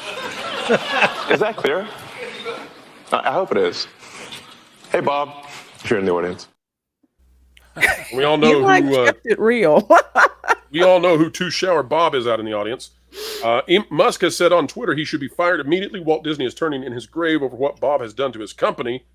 And then, on the 30th of December, Musk said Disney's entire market cap right is just the parks. Investors are valuing everything else as neutral to negative for good reason. And boy, have we hit on the parks now. I don't understand why they're destroying the parks. But here's the kicker. On January 18th, 2024, just about 7 days ago, Elon Musk seeked out Peltz's just relaunched Restore the Magic. By the way, is it seeked or sought? It would be sought, yes. That's what I thought. I thought it was sought. Every time I say that, I feel weird. So sought. Musk sought out Peltz's just relaunched Restore the Magic account on the X platform. This account, which has a measly 200 followers, is unlikely to have organically surfaced in Elon's feed. Boosting Peltz's reach, Elon replied to an infographic posted on Restore the Magic, and here's what it shows. This is important, folks. It shows that all of the non-management Disney directors, i.e. the board, that they have underperformed the S&P 500 significantly during their tenure. How much? Negative 160%, negative 167%, negative 112%. Hugely missing the mark with the S&P 500. Elon Musk retweeted that and said, brutal track record. Shareholders have been incredibly poorly served by the Disney board. Now, why does this matter in terms of where it's coming from? Restore the Magic is Nelson Peltz's push to get on the board. This had 200 followers. Elon Musk is the richest man in the world who owns X and has perhaps the greatest signal boost, power, and potential there is. And he somehow knew about this small, tiny account with 200 followers and signal boosted it right when it was most advantageous. As this came out, I dare say that Elon Musk knows of Peltz, that Elon Musk knows of this push, and that this is a guaranteed assist. So what I want to do here, panel, is in terms of the monetary value of that retweet, and I know Musk would say don't call it a retweet, but a retweet. What would it cost to get that kind of advertising for Nelson Peltz when the richest man in the world with the biggest following on X retweets your very targeted attack against Disney? Wonder what that would cost in advertising. If you have to ask, it's too much to blackmail him with. Well, so look at it this way. Is there any way now, given that account only had 200 followers, is there any way that we could possibly believe that Elon Musk is not closely following the situation with Disney at the least? I think it's very obvious that Elon Musk is following everything that Bob Iger does, because Bob Iger decided to target him by pulling ads, and specifically targeted what he said, took issue with him personally, and went after his company based on something that Musk had said previously that he said personally. So to say that he's probably not happy with Bob Iger is an understatement. He's probably following everything he does, especially after the book deal summit there, where he called him out by name and made it a point to target Bob Iger. Do you think, John, that Elon Musk would have joined forces with Peltz even if Iger had not said that? In other words, do you think that Elon Musk was already annoyed with Disney to a high degree? Do you think this pushed him over the edge, or do you think it did not matter? I think Elon Musk is aware of Disney's role in pushing the woke culture. I mean, I think they have some of the largest properties: Star Wars, Marvel, Disney princesses, all the stuff they're doing with the Disney Channel and things like that. He knows what. I think he obviously watches probably what his kids might have been watching and has probably turned it off now. And he's probably not happy with the direction they were going. But I'm not sure if he maybe gets as involved as what he's doing now with Nelson Peltz if Iger didn't decide to try to destroy his business. Well, you know, I've heard stories often from people who went on to big careers at NASA saying they first got interested in space because of Star Trek. So how many SpaceX guys got interested because of Star Wars and are sitting there saying, what did they do to this? And Elon listens to his people. He does. It's you know, there's a direct connection. And when they said he used to go to Space Mountain, but he doesn't do it anymore, why not? Why not? Clobby, when you look at what has happened to Marvel and to the superhero genre, and now that's metastasized, you know, it seems to me it started with Star Wars, then it metastasized to Marvel. So we were told at first, well, there's Star Wars fatigue. Then we were told, well, there's superhero fatigue. Now we're being told, well, there's animation fatigue. People just want to wait for streaming. There's fatigue across the entire company. And when you look at what Musk is doing, shining a light on this to the mainstream so that it's now a topic of conversation for everybody, Bobby, where did things go wrong? Like, how do we turn this around with Disney? What is it that you would want if a Nelson Peltz got on the board of Disney? What would you like to see that would heal these franchises that have been destroyed? Well, as far as the franchises would go, I would like to see him get, well, I mean, you know, low-hanging fruit, you want to get rid of people like Kennedy, and actually, it's not going to happen. I don't know why I'm saying something so silly, but ideally, somebody like that. She's eternal, Clobby. We know it now. Get rid of Filoni then. No, but so I don't have much to say about it. We would all love to see Star Wars healed, and that's the only way to do it. And it's not going to happen. But when it comes to Marvel, you got to get Feige out of there and get someone who actually knows comics, because he is. You know, I don't know a lot of this inside baseball stuff that you all know, but I do understand why the comic book, you know, the Marvel stuff's so horrible, because it's been mismanaged since really before Endgame. To be honest, it's just started getting worse and worse and worse. All their TV shows are horrific. And what is this, the third or fourth time now something has been had to go back and scrapped and reshot, meaning the Daredevil show, just to use one example. Captain America. It's all scrapbooked. Yeah. They're redoing, let's see. And here's the thing. This is, in this entire year, the only content you're getting, and some of it's Sony, but Madam Web, really? Really? It's actually Madam Web. simple. Craven, which got pushed back. All villain movies, everything coming out that is going to come out this year, that's either Marvel or Disney or Sony. Either way, a Marvel character. Okay, just leave it at that. I know. Again, one of them is Sony. I get that. Not one of them is a not only not a first string character, not even a fourth string character.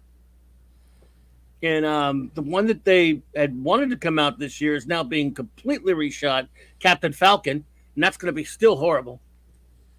So I don't know. You got a bunch of idiots that can't get out of their own way.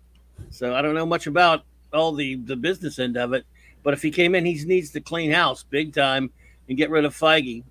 That would help. There's somebody with some new blood that actually knows comics. Because, you know, Kevin Feige has demonstrated time and time again that he does not know anything about comics. Well, and you know, the funny thing is, we have harped as a YouTube community for years about replacing all these people. Now what's happening is now the board is actually being put in front of the public, and it's not just the studio heads. Now it's the board that people are saying, get rid of these people too. Look at their track record. And I think this is fascinating that now we can see the red, just looking so terrible. And with respect, it's not the red; it's the number to the left. Well, Everybody can have a bad year or two, but if you've been there 8 years and you haven't turned it around, and 6 years and you haven't turned it around, 'twas not the airplanes, was beauty killed the beast. Yeah, I love that quote because it's pretty simple to fix this problem. First and foremost, fire everybody. Yeah. I mean it. Fire everybody. So, Tom, what's the chances that Musk actually joins together and we get these firings? If he does, then the chances go up astronomically because that's how he fixed Twitter. First thing he did, fire everybody. You could run Lucasfilm with 3 Well, 70% is pretty. Well, then he started hiring back the people that were necessary. That's right. That's what I mean. Fire the head coach and not the coordinators. The head coach first, and then you fire everybody, and then you say you can reapply for your job, basically in so many words. And then from there on out, you put them through a rigorous system. And you weed out all the people that are responsible for making all the girls' properties into gay properties and all the boys' properties into girls and gay properties. Okay, so that's basically the fundamental problem we have here. Because you have 2 of the biggest boy brands of all time that were turned into girl gay properties. And you have a princess brand that has been completely destroyed. You have a Pixar and animation brand that has been completely destroyed. And a live action division that all but doesn't exist anymore but to make remakes of their old animated films. So there's your problem right there. It's everything. Your problem is everything you do. Stop doing it. Now, when you stop doing that, then you'll be okay because then you start making the princess movies that you used to, the live action films that you used to, let Marvel make Marvel movies out of Marvel characters that people know, like Spider-Man and Iron Man and Hulk. And the same thing with Star Wars. Just make Star Wars movies with stuff that is Star Wars-y. Well, to actually start cleaning house, so to speak, you have to get rid of these people who know nothing about media, who know nothing about theme parks, who know nothing about the Disney brand and what made the Disney brand the gold standard that it was. That's like the first thing that you need to do because none of these people on this board, including Derica Rice, who is associated with CBS, how the heck you're going to have somebody from CBS on a Disney board is beyond me. But in addition to that, look to the right. So for garden variety people who follow stocks, the S&P 500 is the benchmark that you pretty much judge your stock's performance by. The fact that somebody there for 8 years and it's dropped by 160%, that is unfreaking forgivable, which tells you this whole board is not about making money for Disney. No. This whole board is about making money for themselves. And by the way, add to that who you fire list all the HR people who've been holding people in terror of losing their jobs if they didn't toe the line. Yes. Right. Because before you can hire somebody again, you got to have the person doing the weeding out and the hiring on the train with you, Exactly. And one of the other good things about cleaning house, because here's the other thing, and I'm included in this. People who have considered working for Disney, and you see the nonsense that's been going on, it's like, no, I don't want to work for your company unless you're serious about getting back to basics. So they're not even going to be able to hire people who are actually up to that standard, people who are just like, I'm coming in to clean house until they get their crap figured out. And can I mention one more point? You were asking Pro about the influence of Elon in this with this post. Absolutely. With this tweet. Look, we're all aware what's going on. Most of our audience to some degree is, but there's a whole hell of a lot of people out there who haven't really been following all this because they have real lives and real jobs and real families and real everything. Okay, so smartly, brilliantly, as we've discussed before, Peltz did not approach this from anything to do with the wokeness, anything to do with the content. He just put up the numbers and said, if you got this many people who obviously don't know how to make money, maybe you should bring 2 of us in who do and 1 of us who knows the company, and we're here to help.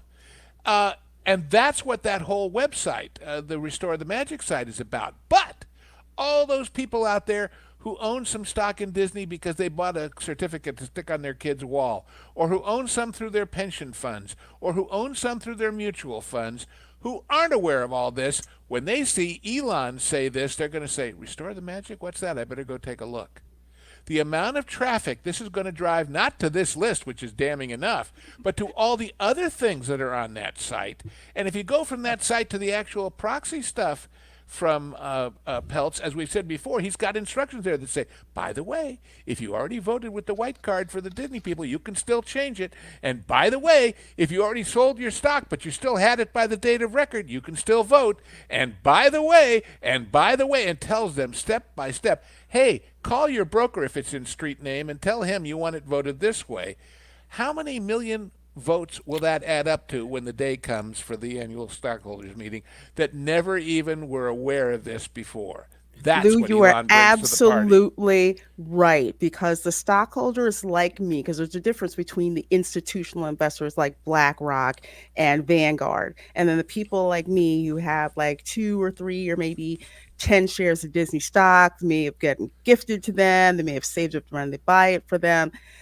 When Disney puts these things out there, they're telling you who to vote for. They don't care about shareholders like me. And even when some of us do get together and put proposals up, like saying, perhaps somebody on the board should be somebody who's actually worked on the line at the parks. And Disney's like, no, we're voting all that down. Our friends are voting that down. Peltz is very smart because he's telling the people, like you were saying, the ones with jobs, kids, stuff like that, step-by-step instructions where it's like, maybe with Peltz telling me this, maybe there's a chance I could actually make a freaking difference. It's like the movie A Bug's Life, okay?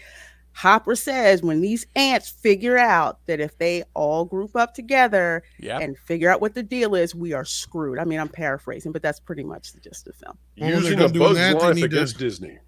They need to pull one from another film that they now own and bring in 2 Bobs. And ask all the same questions that those 2 Bobs. What is it exactly that you do here? Thank you, Lorena. There is a dung beetle joke in here somewhere, but I'm not going to make it. I hope Bob I'm Iger. a people person. I hope Elon Musk is saying, "What about Bob?" A movie they don't own. At least I don't think they do. Everyone, the first thing they say is, "I'm an activist." You fire that person. See, that's the key. True that. You can activate outside the door. I do want to make one point of order. Peltz has talked about multiple times about the creative engine is one of the big issues that the Walt Disney Company has. So he has talked about their poor creative. Obviously, he's not using the term woke or anything like that, but he's made it abundantly clear that their creative across the board, not just with like films or television shows, but also at the parks, has been atrocious. Yeah. And called the parks long in the tooth. But we are long in the tooth, and we need to get to the next topic because I want to have it turned over quick enough for Tom and Cece and Clobby to weigh in on it. Before we do, though, folks, we've got gifted memberships from Sutton Creek Productions. Very kind, and we are so happy that you sent those in. Roll the celebration.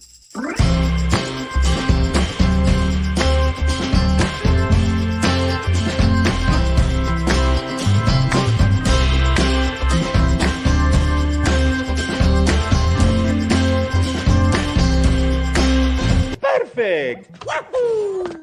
We're gonna do it. I'm very popping, y'all. Perfect. I'll never get over that. Hey, it's a great clip. We want to get, though, to this next topic real fast because we want to get Tom's take on it. Folks, we don't talk about sports very much here, but when sports intersects with entertainment, well, we'll go there. And in this case, it's the NFL chasing after ratings dramatically. And, this is big enough on our radar that we're actually going to take a look at it. Some people would say it's a conspiracy theory. I say it's a conspiracy theory. These ads, and I've even got an ad blocker on. All right, Bridget Riley, the author behind the New York Post. NFL's referee decision opens league up to Taylor Swift controversy. All right, get ready, folks. Again, we don't cover this very often, but this actually has to do with ratings, and it actually has to do with the ESPN NFL deal.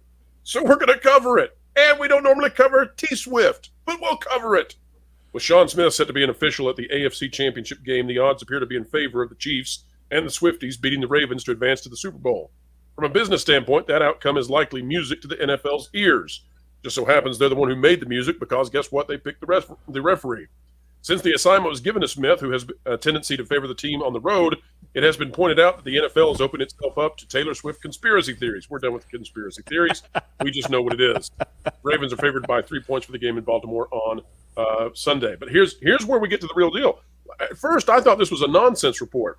I wasn't going to cover this at all because, we don't cover sports here, although I love sports. Then I looked at this. Here's what it says. According to Sharp's data, the numbers change with Smith on the field. And when you look at these numbers, the guy is like a fixer. Watch this. The home team's win rate drops from 55.9 to 40.8. And the home team goes from covering the spread 50.1 to 37. Oh, wow. Darn you, Ad. 37% of the time. Referee analyst for Sharp's website also noted that the NFL could have chosen from 8 different referees for the game. Yep. These statistics are insane. I mean, that is, I swear, the ads are just, you know what? We're getting off this. Post, you could do better than this. I don't know if you all out there can see the ads popping up, but it's popping up nonstop for me. But 15% swing just based on who the referee is? Do you know the level of impact the referee has to have to swing that many games that he's refereed? 15 percentage points? That's insane. Oh, my God. Wow. He's better than most quarterbacks at shifting percentage of wins. He figures into the Vegas line. They actually put that guy's name in. Oh, I feel like we're standing at the track looking over the racing form and computing all these numbers like all those touts do.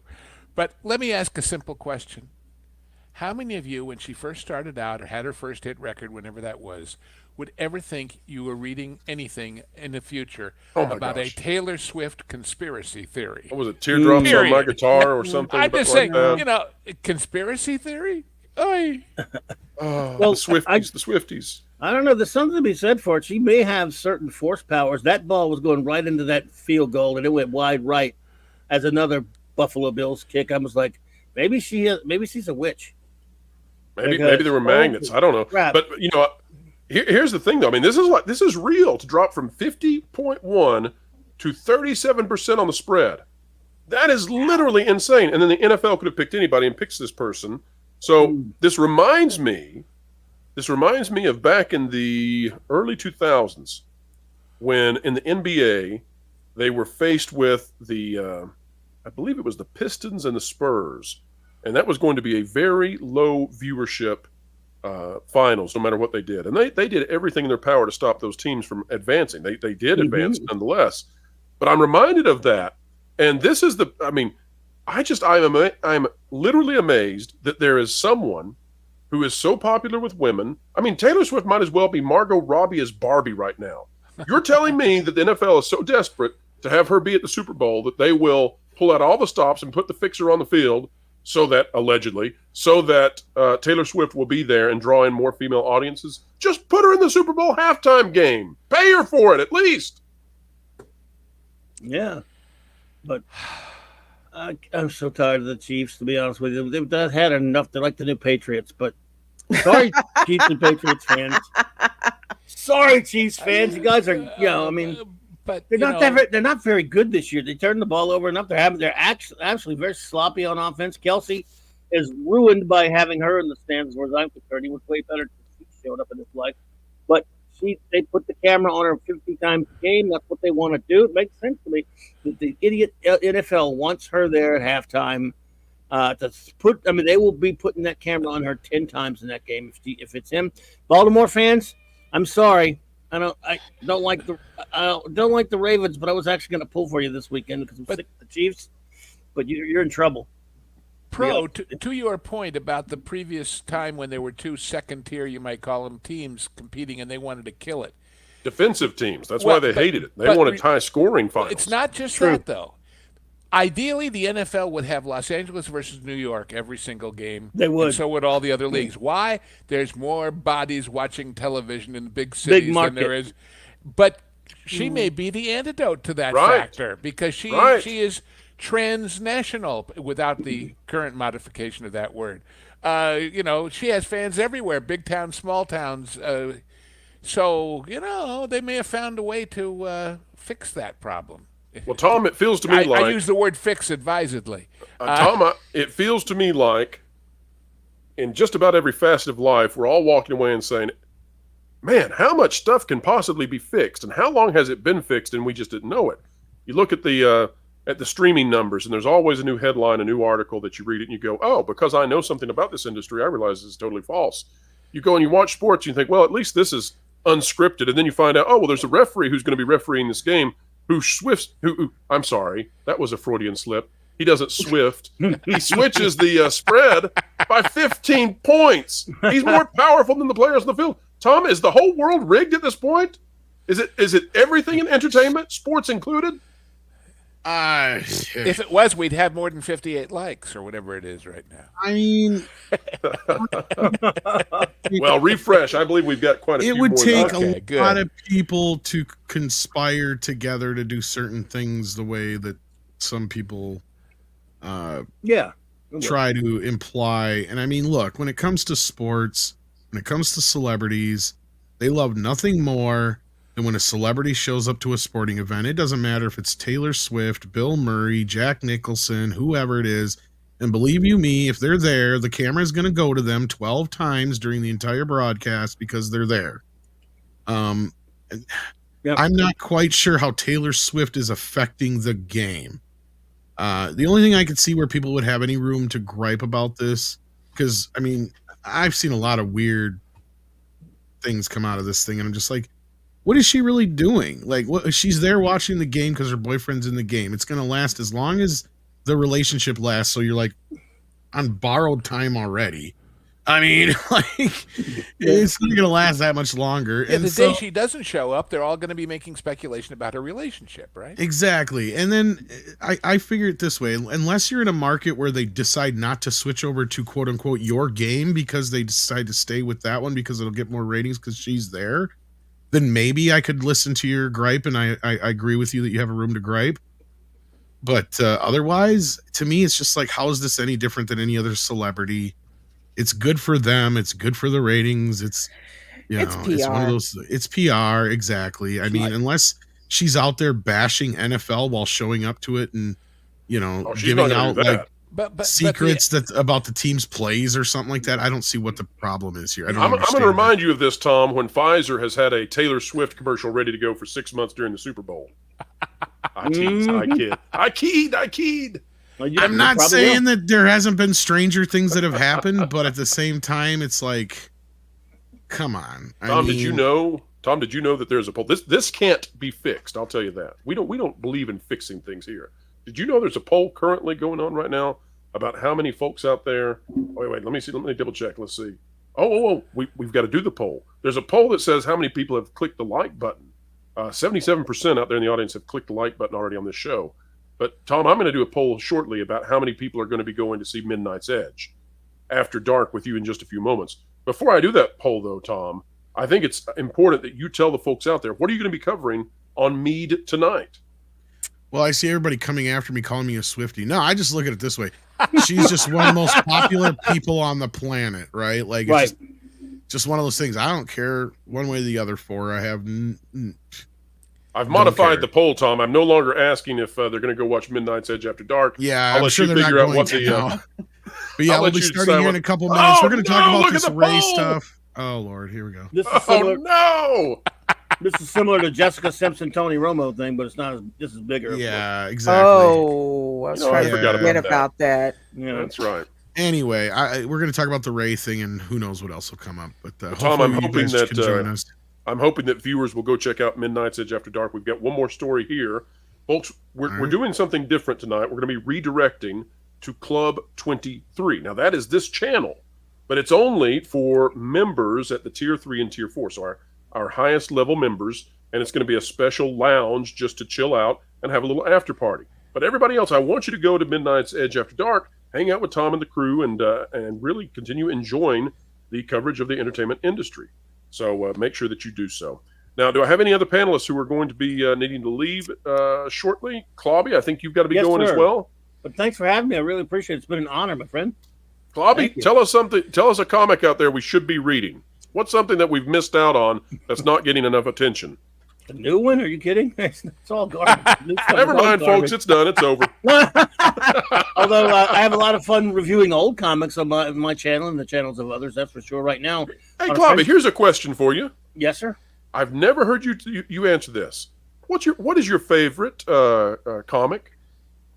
There's a big hint right in my avatar. I was going to say, I think there's a 4 in it somewhere. There's a 4 somewhere in there. Well, what run though? Well, the Kirby run from of issue 1 through 102, of course, the Jack Kirby run where he did all the writing himself, incidentally creating himself, and with later inks by Sinnott and other inkers. Although toward the end he kind of wasn't as good, but the gigantic chunk of that is easily the definitive Fantastic Four run. And I love a lot of comics. I mean, I'm not just FF. I love the Legion of Superheroes. I love Avengers. I love Batman, Superman. I mean, I'm all over the place with my comic loves. But the FF is probably where it all kind of starts for me. Although my beginnings of geekdom was the Adam West Batman show, which this January is the month where that began in 1966. Yep. So, well, Clobby, grab your shark spray and have a great time over there at Midnight's Edge. It's been an honor to be here. Thank you very much, and good to see you all. An honor every time you're with us, Clobby. One of my faves. Thanks, sir. My friends on the panel, great to see you all. Great to meet you, John and Lou. Excelsior. Indeed, sir. And wonderful to see you, Lorena. And Cece, I'll see you over there, brother. Good night, everybody. Good night. Cece, do you need to hop off at this time, or are you okay? Speaking of, yes, I have to go. All right, Cece, tell the folks out there what you've been up to lately and where they can find you on this great, big, beautiful web.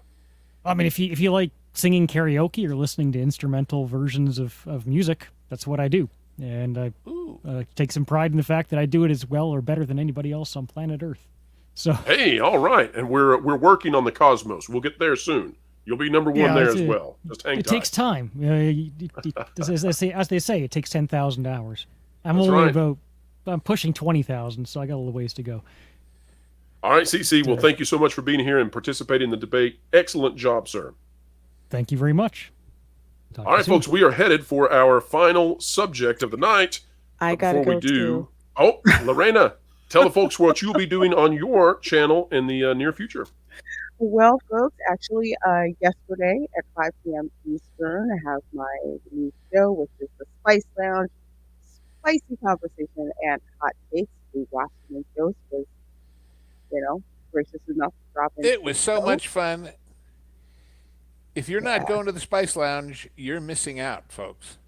Indeedly doodly. And the best park walk-arounds on YouTube, period, bar none. Thank you.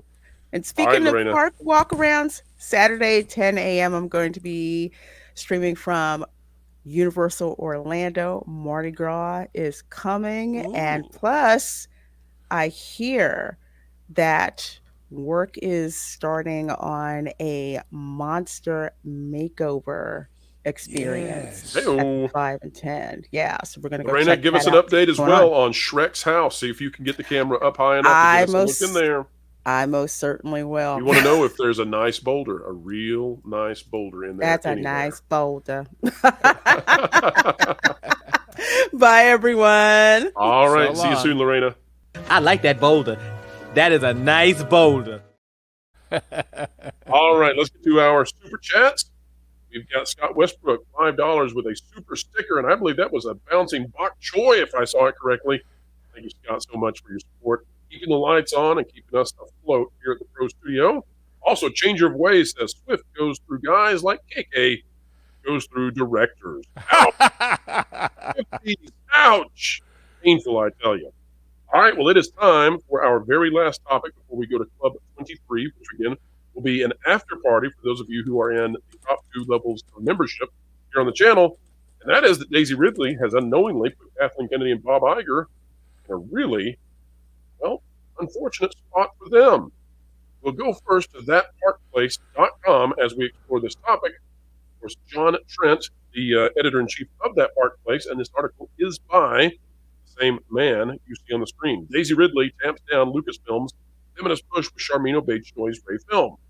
Daisy Ridley, who will be reprising her role as Rey in Sharmeen Obaid-Chinoy's Star Wars film, attempted to tamp down, or at the very least, redirect the feminist narrative surrounding the film. The feminist narrative has been spearheaded by Sharmeen Obaid-Chinoy, who recently rekindled it on New Year's Eve when she made the absurd comment to CNN, "I'm very thrilled about the project because I think what we're about to create is something very special." And we are in 2024 now, and I think it's about time we had a woman come forward to shape this story in a galaxy far, far away. Of course, that is not happening in 2024. Let me ask the panel real quick, though. we're getting some commentary in the chat that my audio is off. Everything okay? No, Not your yet. audio is not very good. Okay. John, why don't you read the first two paragraphs that we've got on the Sounds better screen? now. Yeah. Okay, perfect. All right, continuing on. This wasn't the first time that Obey Chinoy used feminist talking points to discuss the film. And it goes on to talk about what happened in 2023, where she was talking about the Jedi Order.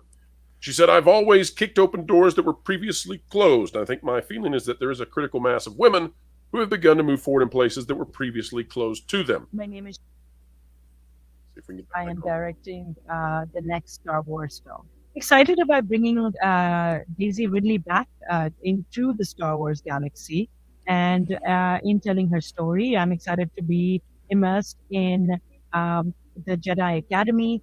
And I think there is so much excitement around the new Jedi Order. I've always kicked open doors that were previously closed.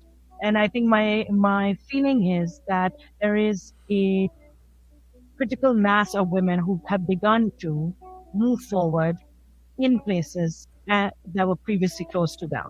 I've been a filmmaker and a storyteller for the last 20 years. And you get the idea. Of course, she's been in documentaries. That's been what she's done. She's not herself been in documentaries. But I want to go now to CBR.com and show you this paragraph. Yeah, well, in that Miss Marvel episode. Woo. CBR.com, here's the paragraph that is key to what is going on right now. And I'm going to explain this. This requires a level of analysis, folks, that you come to this channel explicitly for. During a recent interview with Variety, Ridley praised the Oscar-winning filmmaker for her amazing story idea for Lucasfilm's next Star Wars project, which makes her return as Rey worth it. The British actor admitted that if it weren't for Obey Chinoy's story, she probably wouldn't have signed on. I'm excited to do the job, but not because Charmin is a woman, she said. Our documentaries are amazing. Her idea for the story is cool as no spoilers. But she gave me a rundown of the entire story. If it weren't amazing, I would have been like, okay, call me in 5 years, but it's worthwhile. Yeah. Now, here's why this is, this looks mundane. This looks banal. But this statement is not at all. John, you're going to want to know this one because think about this. You'll already have keyed in on this. John is a genius when it comes to remembering and cross-referencing these things. Everybody, hang with Pro for just a moment. I'm going to explain something here. Remember way back when we were told that Daisy Ridley went for lunch at Lucasfilm? And remember when they said that she went and met with Kathleen Kennedy, and out of the blue, Kathleen Kennedy surprised her with a pitch, and she accepted based on the pitch. Remember that? Remember we were told that? Now, it's been switched. The pitch is switched, and now it was Charmin Obey Chinoy. Now, there's two ways to look at this. Either way number one is that Daisy Ridley's lying, but I don't know why she would lie. Number two is that Charmin Obey Chinoy was there. Now, I don't know if that's true, but I can't see any way that Kathleen Kennedy pitched this with the story to Daisy Ridley, and Daisy Ridley, based on what she heard, decided to go with it. And then Daisy Ridley, remember in just recent articles, Daisy Ridley said, only Kathleen Kennedy and just a few others knew that I was going to be on stage at Star Wars Celebration. That's not possible if at the same time Obey Chinoy is the one who pitched her the story, unless they're all there. And continuing on this mental process, continuing on this logical path, if Charmin Obey Chinoy and Kathleen Kennedy are there to pitch this to Daisy Ridley 2 weeks after Bob Iger returns as CEO, you're telling me that Kathleen Kennedy pitches a Rey movie to Daisy Ridley with a director in hand and a story already determined and offers to have her on the Star Wars Celebration stage with her, which would indicate that a contract had to have already been prepared without Bob Iger knowing about it? Here's what I'm saying. Alls I'm saying is that if what Daisy Ridley is saying is true, if Charmin Obey Chinoy was there and pitched the story, and Daisy Ridley only accepted because this was a fascinating feminist story, then there was a much more concerted effort at Disney to do this, going all the way up to Bob. And here's the key thing. If you're Kathleen Kennedy, if you're Bob Iger, what this would indicate is that at the highest levels of Disney, they had the story already picked out, the feminist story already picked out to pitch to Daisy Ridley, and it takes away their ability to absolve themselves of this chaos by claiming that it's two writers who couldn't get their act together and put forth a script. Instead, we're in chaos right now because they pitched forth a Star Wars feminist film that apparently the market doesn't want, and it came from the misjudgment of the two folks at the very tippy top of Disney.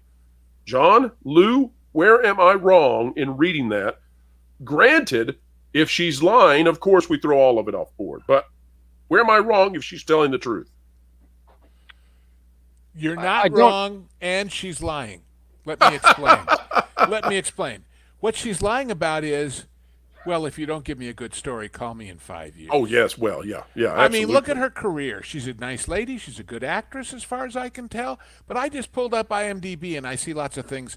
Voice, second string character, voice, narrator, voice.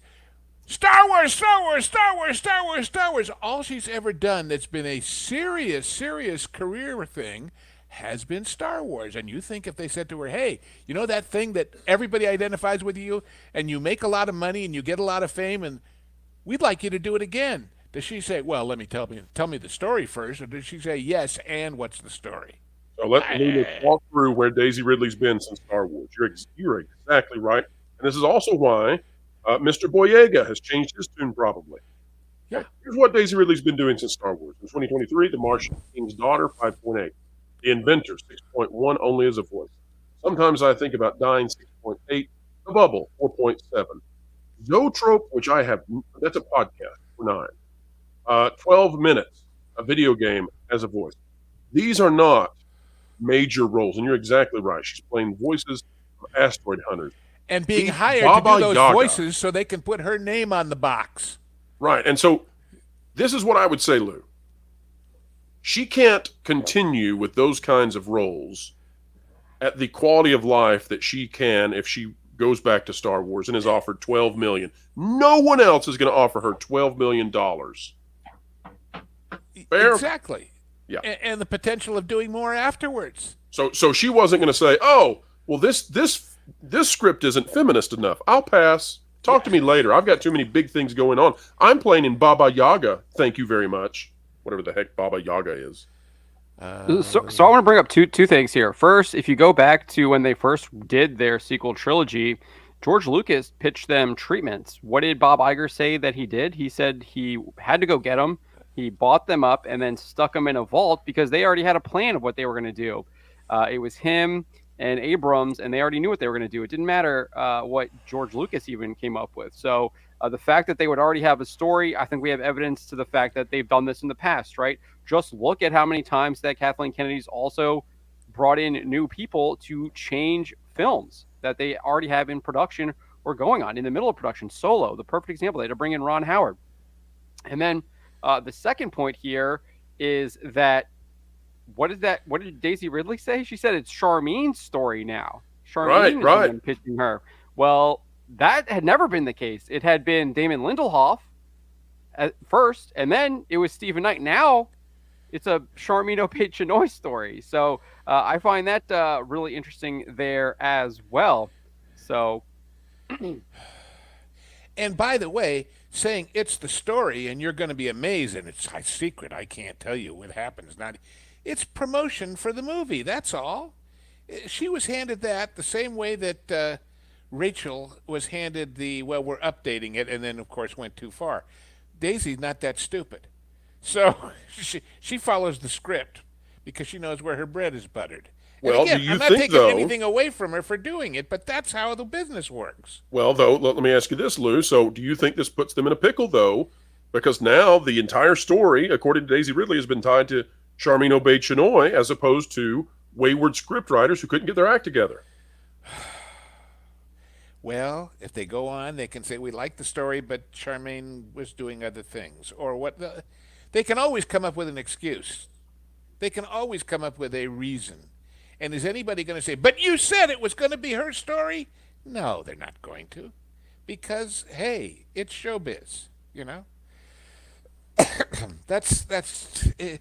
This is all so predictable because this is a company that changes stories and writers and directors, based on the phases of the moon, for all I know.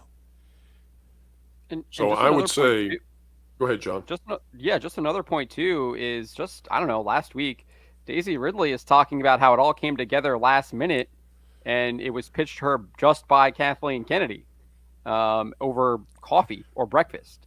She said that I don't remember which outlet she said it to. We have it up on that Park Place.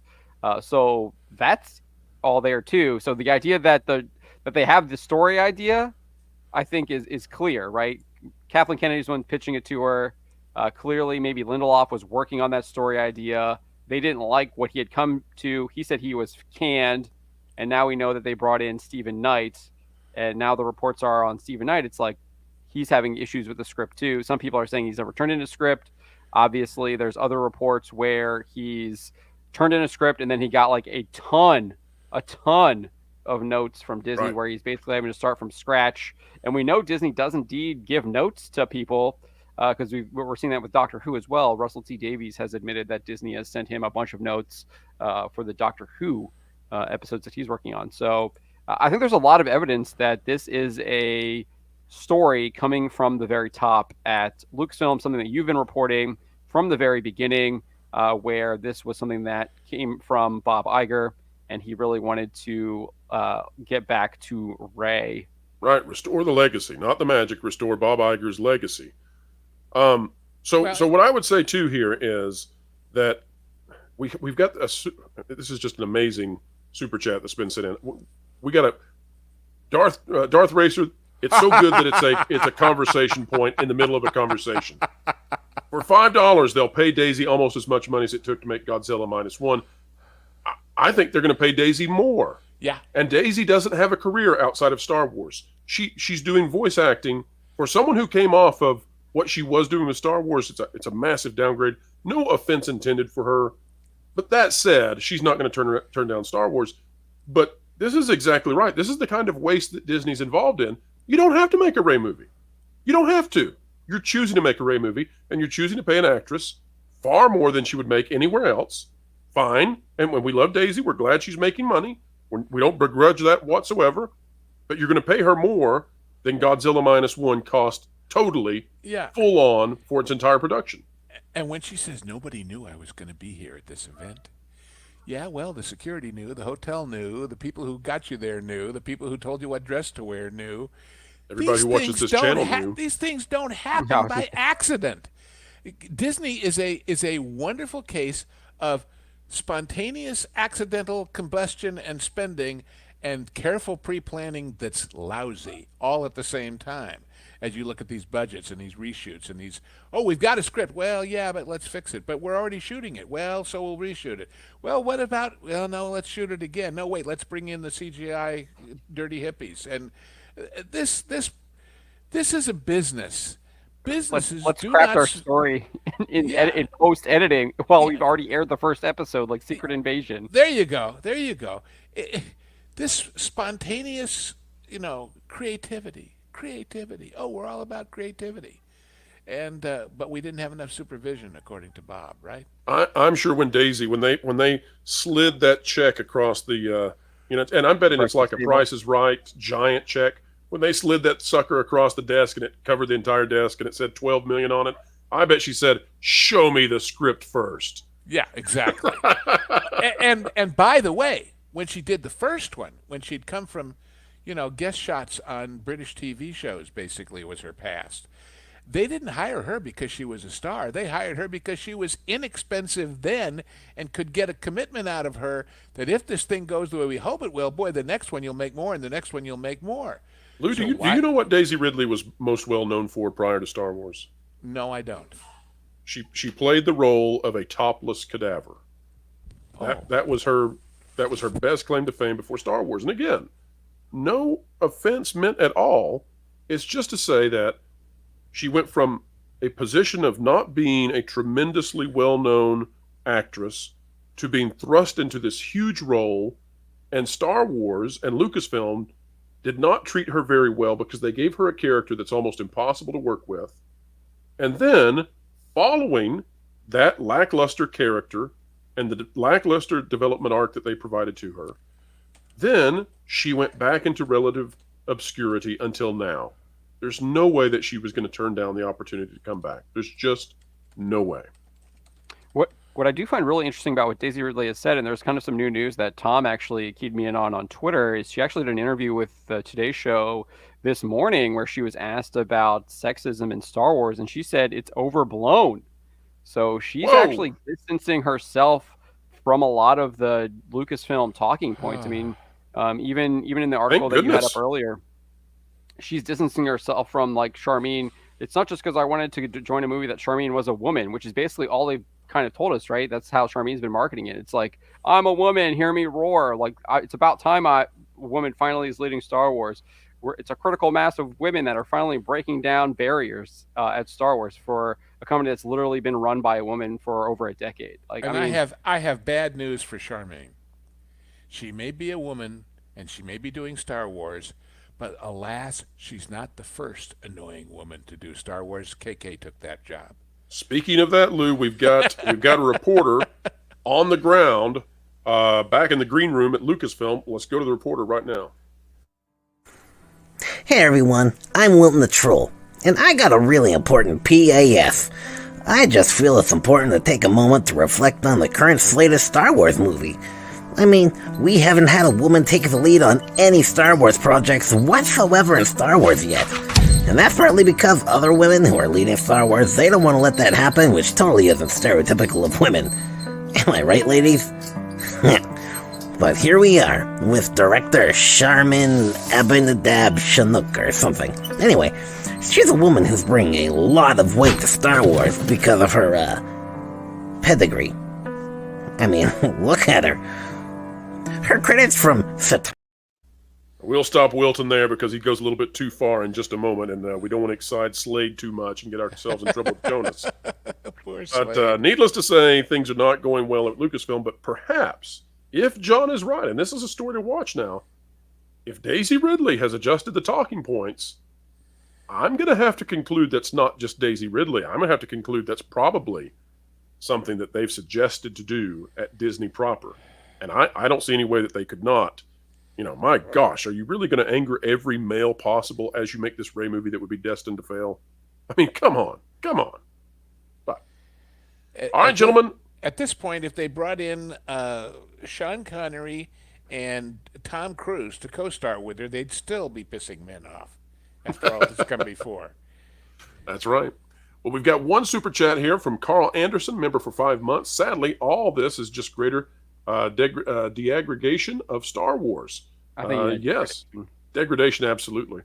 It just continues. Well, and when you think it's at the bottom, as in taking it apart, that's true too. Oh, well said. Well, the vernacular of this audience is impressive evermore, day after day after day. Thank you so much, Carl.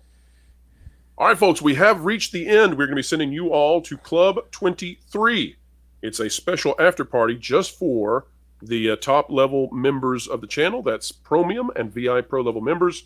You'll be at Club 23. We'll put the link on the community tab so that you all can see that and hop in with us. But folks, we are done here today. We've had a great time. We thank you for being here. We're not on every Thursday at 5 p.m. Eastern, just for these special events. But when there's so much news happening, we just have to cover it. Don't forget to watch the Pro Show at noon Eastern every Tuesday, as well as That Park Place Live Thursdays at noon Eastern. And of course, Midnight's Edge fills in Monday, Wednesday, and Friday.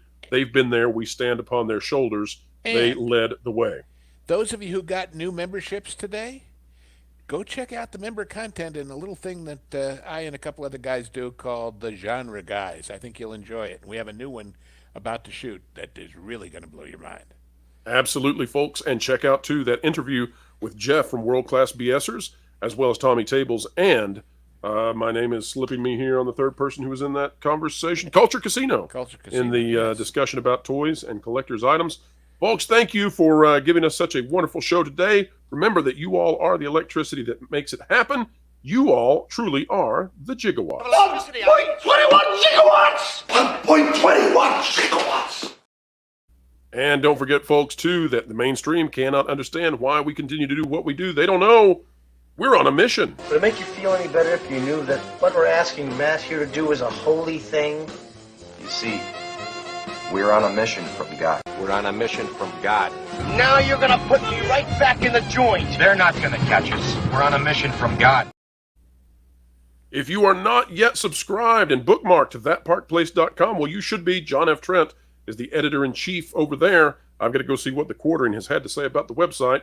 But, folks, check out all of John's amazing work over at thatparkplace.com, as well as joining the forums where we are doing an Ask Me Anything. I'm answering all your questions as an AMA on the forums for the website. We'd love to see you there. All right, Club 23 getting started in just a moment. Folks, wherever you are, whatever you're doing, keep learning, keep growing, and keep having fun.